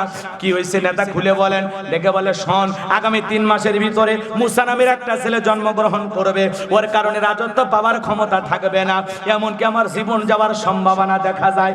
এইবার বল বল আমি কি করব? হামান ডেকে বলে, নেতা টেনশন নাই, মাইট ইজ রাইট, জোরজার মূল্যক তার পাওয়ার রাজত্ব ক্ষমতা আমাদের হাতে, আমরা যা বলবো মিশরের জনগণ তাই মানতে বাধ্য। কি করতে চাস? এ হামানের মাথায় কোনো চুল ছিল না, সাদে মাল নাই, বাম পাল্লট, পুরো মাথা ছিল ভারতের দমদম এয়ারপোর্ট, টাকালা টাকু হামান। কথা কল লাগে? এইবার হামান ডেকে বলে, নেতা শোনেন, যত ছেলে সন্তান জন্মগ্রহণ করবে সবাইকে জবাই করে করে দুনিয়ার বুক থেকে বিদায় করে দেব, তাহলে তো মুসার আগমন আর ঘটবে না। এই কথা শোনার পর ফিরাউন ডেকে বলে, আসলেই টাকু হামান, তোর বুদ্ধি আছে, তবে শোন, ছেলেগুলোকে জবাই করবি, মেয়েগুলোকে জবাই করবি না, কারণ ছেলেদের মধ্যে আমার শত্রু আছে, মেয়েদের মধ্যে কোনো শত্রু নাই। তার মানে চোর হলেও মানুষ ভালো, মোবাইল নিয়ে গেল, সিম কার্ড খুলে দিয়ে গেল। কথা বলেন ঠিক কিনা? এইবার সন্তান জবাই করা শুরু হয়ে গেল। সন্দেহ, যেই সন্তানই জন্মগ্রহণ করে ছেলে হইলেই তারে জবাই করে। মুসা বলেন তো কয়জন? কথা বলেন। আর মারতেছে কত? হাজার হাজার। কথা বলেন। এই জন্য জালেমদের কাছে অপরাধ করে একজন, আর জালেমেরা সেই অপরাধের শাস্তি 1000 জনের উপরে চাপায়া দেয়। কথা বলেন ঠিক কিনা? মুসা সন্দেহ জবাই করতে করতে 3 মাস পার হয়ে গেল। এইবার কবিরাকে বলে, কবিরা গবেষণা করে দেখ, আমার পথের কাটা মুসা মরলো না বাঁচলো। এইবার কবিরা গবেষণা করে বলে, নেতা যদিও বনি ইসরাইল মায়ের বুক খালি কইরা হাজার হাজার সন্তান জবাই করেছেন, কিন্তু আপনার পথের কাটা মুসা এখনো মরে নাই, মরে নাই, মায়ের কোলে জীবিত আছে, সুস্থ আছে, কিন্তু কোথায় আছে, কোন বাড়িতে আছে, সেইটা বলার ক্ষমতা আমার নাই। বলেন আল্লাহু আকবার। ওয়া মাকারু ওয়া মাকারাল্লাহ ওয়াল্লাহু খায়রুল মাকিরিন। খেলা কার? আল্লাহ চাই মুসারে বাঁচাইতে আর ফিরাউন চাই মারতে, ওর 14 গোষ্ঠী এক জায়গায় হয়ে মারতে পারবে? চলেন সামনের দিকে যাই বাজান গো আমার। এইবার ফিরাউন রাগান্বিত হয়ে সেনাবাহিনীদেরকে বলে, শোনো, তোমাদেরকে এত টাকা পয়সা দেই, এত বেতন বাড়ায় দেই, কেন কেন কেন এখন পর্যন্ত আমার পথের কাটা দূর হলো না? যাও যাও, এলাকায় তল্লাশি চালাও, চিরুনি অভিযান চালাও, যেভাবে হোক মুসারে ধরে জবাই করে দুনিয়ার থেকে বিদায় করো, আমার মাথার টেনশন দূর করো। চতুর্দিক দিয়ে সেনাবাহিনী নামিয়ে পড়লো। একদল সেনাবাহিনী মুসা নবীর বাড়ির দিকে রওনা করেছে। মুসা নবীর বড় বোন নাম তার মারিয়ম, ডেকে বলে, মা, ওই যে ফিরাউনের সেনাবাহিনী দেখা যায়, মা, আর বুঝি ভাইকে বাঁচানো গেল না, এইবার কি করবি মা? মা এইবার সন্তান কোলের মধ্যে নিয়ে এদিক সেদিক দৌড়ায়। কে জানো গাইবি আওয়াজ দিয়ে বলে, মুসার মা, ওই জালেমেরা তোমার সন্তানকে মারার জন্য আসতেছে, টেনশন নাই, চুলার ভিতরে তোমার ছেলেটাকে ফেলায় দাও, কথা দিলাম গো, তোমার সন্তানকে আবার তোমার কোলে ফেরাইয়া দেব। বলেন সুবহানাল্লাহ। মুসা নবীর মার দেরি করলেন না, চুলার ভিতরে সন্তানটাকে ফেলাইয়া দিলেন। জালেমেরা বাড়ির ভিতরে প্রবেশ করে চতুর্বাড়ি একেবারে তন্ন তন্ন করে খুঁজলো, ঘর বাড়ি সব এলোমেলো করে দিয়া এইবার ফিরাউনের সেনাবাহিনী কোনো কিছু খুঁজে না পেয়ে তারা চলে গেল। মুসা নবীর বাবা দুইটা চোখের পানি ছেড়ে দিয়ে বলে, বিবি রে, ওই জালেমদের ভয়ে সন্তানটাকে তুই চুলার ভিতরে ফেলে দিলি, আমার মনটাকে বলে আমার মুসা মনে হয় কয়লার মতো পুরে কালো হয়ে গেছে। ওরা যদি হত্যা করতো, ছেলের লাশটা বুকে জড়াইয়া কাটতে পারতাম, ওই জালেম ধরে ভয়ে চুলার ভিতরে ফেলে দিলি, আমার মুসা মনে হয় আর বেঁচে নাই। স্বামীর চোখে পানি দেখে মুসা নবীর মা কান্দে। বলেন তো বাজান, মুসা নবীর মা বাবার অন্তরে দয়া মায়া আছে, আপনার আমার মা বাবার অন্তরে কি দয়া মায়া নাই? আছে না নাই? খবরদার মা বাবার সাথে বেয়াদবি করা যাবে না, খারাপ ব্যবহার করা যাবে না। এই যে কয়েকদিন আগে হারে বৃদ্ধ বাবাকে মেয়ে হইয়া বাবাকে লাথি মারতেছে, চট থাপ্পড় মারতেছে, বৃদ্ধ বাবা কান্না করতেছে, আর মেয়েটা বাবার দাড়ি দইরা মারতেছে। আবার খবর নিয়ে দেখা গেল 3টা কন্যা সন্তান, তাদের নামে বাড়ি ঘরে জায়গা জমি সব বাবা লিখে দিয়েছে। এরপরে বৃদ্ধ বয়সে যারা বাবার গায়ে হাত দেয়, এরা সন্তান নয়, এরা হলো পশু, এরা হলো জানোয়ার। কথা কয় না? এজন্য খবরদার, পিতা মাতার সাথে খারাপ ব্যবহার করা যাবে না। ওয়াকাদ রাব্বুকা আল্লা তা'বুদু ইল্লা ইয়্যাহু ওয়া বিল ওয়ালিদাইনি ইহসানা। আমার ইবাদত করো, আমার ইবাদতের সাথে কাউকে শরীক করো না। আমার ইবাদতের পর তোমাদের দায়িত্ব মাতা পিতার খেদমত করা, সাথে সাথে উত্তম আচরণ করা। আমি এই খঞ্জন মারাতে পিতা মাতার খেদমত নিয়ে আলোচনা করেছিলাম একটু, আজকের ওই দিকে কথা বাড়াবো না। বাজান গো আমার, যতদিন বেঁচে থাকবো পিতা মাতার সেবা করে খেদমত করে তাদের মুখে হাসি ফুটাইয়া তাদের দোয়া নিয়ে জান্নাতে যেতে চাই। কথা বলেন ঠিক কিনা? আমার ভাইয়েরা চলেন সামনের দিকে যায়। মুসা নবীর মা চুলার কাছে যা দেখে, মুসা নবী চুলার ভিতরে পড়ে মুস্কি মুস্কি হাসে। বলেন সুবহানাল্লাহ। এইবার মুসা নবীকে কোলের ভিতরে নিলেন আর গালে মুখে চুমা খাইতেছেন।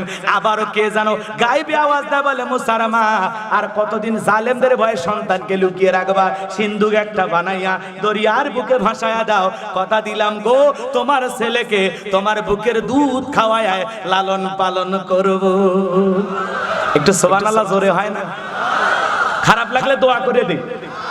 চলবে চাচা, চলবে বেটা, চলবে একটু জোরে কোন তো চলবে। বাজান গো আমার, এইবার সিন্ধুক পাবেন কোথায়? মুসা নবীর মা টেনশনে পড়ে গেল। ভোরবেলা সকালবেলা কে যেন ডেকে বলে, মিস্ত্রি লাগবে মা, মিস্ত্রি লাগবে। মুসা নবীর মা চিন্তা করে, জীবনে কোনোদিন তো এইভাবে মিস্ত্রি বলে কেউ চিৎকার মারে না। এখন যেরকম বলে শাড়ি লঙ্গি লাগবে, শাড়ি লঙ্গি লাগবে, কাঁচা তরি তরকারি লাগবে, চিৎকার মেরে ডাকে না? ওইরকম ডাকতেছে, মিস্ত্রি লাগবে মা। মুসা নবীর মা সকালবেলা চিৎকার দেখে ঘুম থেকে উঠলেন আর ডেকে বলে, মিস্ত্রি এইদিকে আসো, ও মিস্ত্রি এইদিকে আসো। মিস্ত্রি যখন কাছে এসেছে ডেকে বলে, বাবা তুমি কি সব বানাইতে পারো? মিস্ত্রি ডেকে বলে, মা আপনি যদি মনে করেন এমন একটা সিন্ধুক আপনার দরকার, যেই সিন্ধুকের ভিতরে আপনার সন্তানকে তুলে দরিয়ার বুকে ভাসায় দিবেন, আপনি চাইলে আমি এরকম সিন্ধুক বানায় দিতে পারি। মুসা নবীর মা ডেকে বলে, মিস্ত্রি তুমি তো আমার মনের কথা বলেছো, এইরকম একটা সিন্ধুকই তোমার দরকার। স্ত্রী ডেকে বলে, মা ঠিক আছে, বাড়ির ভিতর থেকে একটু পানি নিয়ে আসাম, আমার যন্ত্রপাতি আছে, ধার দেবার জন্য একটু পানি লাগতে পারে, আবার না হলে চলবে। এইবার মুসা নবীর মা ভিতর থেকে পানি নিয়ে এসে দেখে মিস্ত্রি সুন্দর একটা সিন্ধুক বানায়া দাঁড়িয়ে আছে। বলেন আল্লাহু আকবার।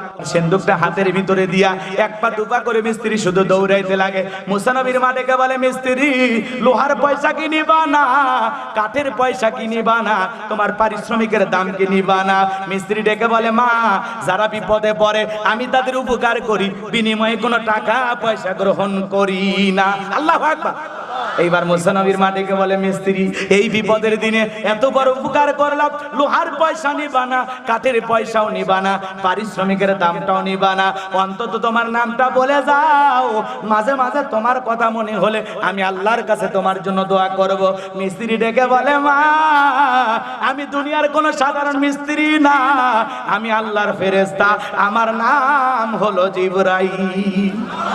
আরো জোরে বলেন না সুবহানাল্লাহ। এইবার সিন্ধুকের ভিতরে মুসা নবীকে তুলে দরিয়ার বুকে ভাসায় দিলেন। আর মেয়ে মারিয়মকে বলে, মা আস্তে আস্তে সিন্ধুক কই যায় খবর নিয়ে আসবি। ঈসা নবীর মায়ের নাম মারিয়ম, আর মুসা নবীর বড় বোনের নামও ছিল মারিয়াম। কথাকে বোঝেন বোঝেন। এইবার সিন্ধুক ভাসতে ভাসতে চলে গেল ফেরাউনের ঘাটে। ওই দিন ফেরাউন বিকেল বেলা তার প্রিয়তমা স্ত্রীকে নিয়ে আসছে সমুদ্র সৈকতে হাওয়া খাইতে। ফেরাউন কাফের হওয়ার পরেও মাঝে মাঝে বিবিকে নিয়ে ঘুরতো। কথা কয় না, মাঝে মাঝে বউকে নিয়ে এখানে সেখানে ঘোরার দরকার আছে না নাই? হালাল বিনোদন, হালাল বিনোদন। কথা বোঝেন? স্বামী স্ত্রীর মধ্যে একটা খুনসুটি থাকবে, একটি রোমান্টিকতা থাকবে, একটু ভালোবাসা থাকবে। কথা কয় না? মাঝে মাঝে বউকে নিয়ে কক্সবাজার চলে যাবেন ৫-৭ দিনের ভ্রমণে। কথা কয় না? কই নিয়ে যাবেন? কক্সবাজার নিয়ে যাবেন। বোরকা পরাইয়া দুইজন সমুদ্রের সৈকতে দাঁড়ায় বলবেন, দেখো সোনালীর মা কি সুন্দর সমুদ্রের ঢেউ। কথা কয় না? পাশে তুমি আসো, তুমি আমার বউ। বউ খুশি হবে না বেজার হবে? কক্সবাজার নিয়ে যায় রাঙ্গামাটি, বান্দরবন, খাগড়াছড়ি, সুন্দরবন, বিভিন্ন জায়গায় পিকনিক স্পট গুলোতে বউকে নিয়ে মাঝে মাঝে একটু বিনোদন করতে যাবেন, ঘোরার জন্য যাবেন। কথা কয় না? এ আমি কি বলছি, আপনার বউকে কক্সবাজার নিয়ে যায় হাফ প্যান্ট পরে সমুদ্রে গোসল করেন, তাহলে গুনাহ হবে। কথা কয় না? তাহলে গুনাহ হবে। কিন্তু আপনার বউ যদি বোরকা পরে পর্দা করে বিনোদন স্পট গুলো ঘুরে দেখান, আল্লাহর সৃষ্টির সৌন্দর্য, তাহলে আপনার কোনো গুনাহ হবে? চাচা রিস্ক নেওয়া যাবে? যান, টিকিট কেটে চলে যাবেন, রৌমারি থেকে বাদ যায় না। হ্যাঁ, মাঝে মাঝে 2-1 দিন স্ত্রীকে এইভাবে সময় দেবেন, স্ত্রীকে ভালোবাসবেন, বেশি বেশি সময় দেবেন, তাহলে দেখবেন আপনার স্ত্রী আপনার জন্য পাগল হয়ে যাবে। কথা বলে ঠিক কিনা? যাই হোক, দাম্পত্য জীবনে ভালো থাকতে হলে কিছু সুন্নত আছে। ওই সেদিন বলতে চাইছিলাম, আজকেও যদি বলতে যায় আবার আরো লম্বা হবে। হোক না বাজান না, আমি বেশি লম্বা করতে পারবো না, সংক্ষিপ্ত করে একটু বলে দিয়ে যায়, শোনেন। এইবার সিন্ধুক ভাসতে ভাসতে চলে গেছে ফেরাউনের ঘাটে। মনে আছে? তাহলে বউকে না মাঝে মাঝে ঘুরতে যাবেন তো ইনশাআল্লাহ। এলাকার মা বোনেরা খুব খুশি, মনে মনে বলতেছে, হুজুরে আল্লাহ 150 বছর হায়াত দিক। কথা কয় না? চলেন বাজান, সামনের দিকে যাই। বিবিকে ভালোবাসবেন, স্ত্রী ভালোবাসার জিনিস। কথা বলে ঠিক কি না? চলেন সামনের দিকে যাই। যে কথা বলতে চাচ্ছিলাম, এইবার ফেরাউনের সেনাবাহিনী সিন্ধুকটা তুইলা নেতার সামনে নিয়ে গেছে। ফেরাউন বলে, সিন্ধুকটা খোলো তো দেখি। এইবার সিন্ধুকটা যখন খোলা হলো, সবাই তাকায় দেখে, আরে মনে হয় আকাশের পূর্ণিমার চাঁদ সিন্ধুকের ভিতরে ধরা দিয়েছে। বলেন সুবহানাল্লাহ। এইবার ফেরাউন বলে, তরবারি আন, জবাই করে। এটাই মুসা। আসিয়া বলে, থামো, খালি মারা শিখছো। স্বামী গো, মারার আগে তোমার কাছে একটা কথা বলি, দেখো তো এই সিন্ধুকের কাঠ, এমন কাঠ কি তোমার দেশে পাওয়া যায়? ফেরাউন কাঠটা নাই রে স্যারে বলতেছে, বিবি রে এমন কাঠ তো আমার দেশে নাই, আমার বাপ দাদা 14 গোষ্ঠীও দেখে নাই। আসিয়া বলতেছে, স্বামী এটা ভিন দেশি কারো সন্তান, বাঁচতে বাঁচতে আমাদের দেশে আসছে, দয়া করে সন্তানকে আমি মারতে দেব না। এই সন্তান হবে আমাদের সন্তান, পালক পুত্র হিসাবে এই ছেলেটাকে আজ থেকে লালন পালন করব।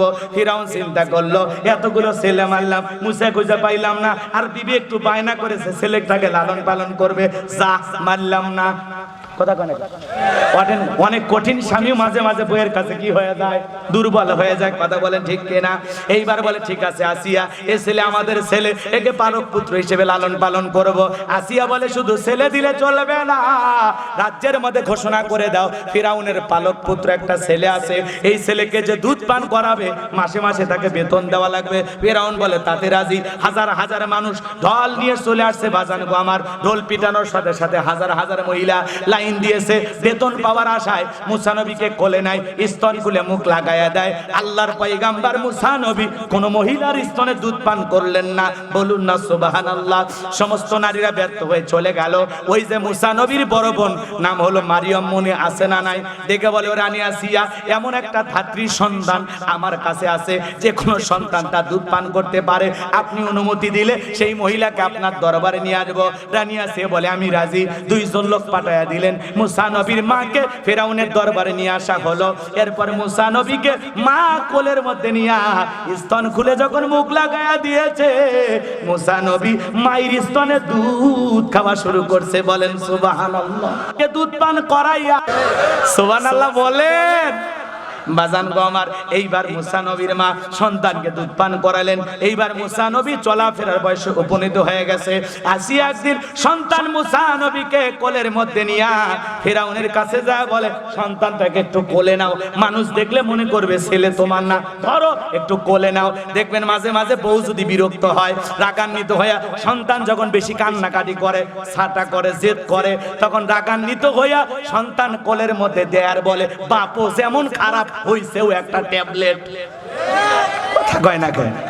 রাগান্বিত হইয়া স্বামীর কোলে দেয়, সামলাও সামলাও, বাপের মতোই খারাপ, বাপের মতোই খারাপ। আর যদি মেয়ে ভালো হয়, ছেলে ভালো হয়, বোঝা লাগবে না কার পেটে ছিল। কথা কয় না কেন? আর খারাপ হলে সব বাপের 14 গোষ্ঠী উদ্ধার করে ফেলে দেয়। এরকম আছে না?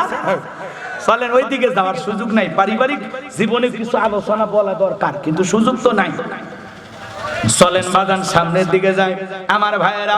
এইবার ফিরাউনের কোলে মুসা নবী, কি সুন্দর ফুটফুটে সন্তান, দেখে কার না মায়া লাগে গো, সুবহানাল্লাহ।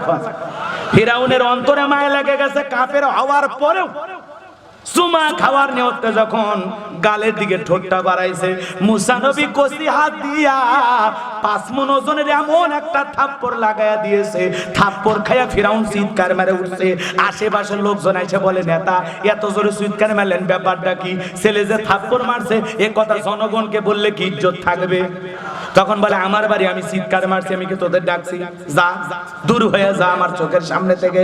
ওদেরকে তাড়াইয়া দিয়া আসিয়াকে ডেকে বলে, আসিয়া, এ আসিয়া, আয় আয় আয় আয়।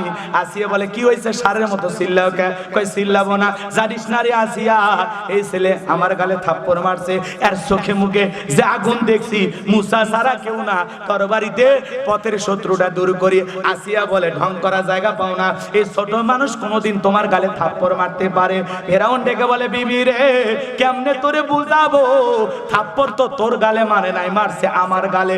মজা কি আমি টের পাইছি। এর থাপ্পড়ের ওজন বুঝায় দেয়, এই ভবিষ্যতে মুসা হবে। বলেন আল্লাহু আকবার। যে জালেম মারার জন্য খুঁজতেছে, আল্লাহ তারে দিয়েছে লালন পালনের জন্য। সুবহানাল্লাহ।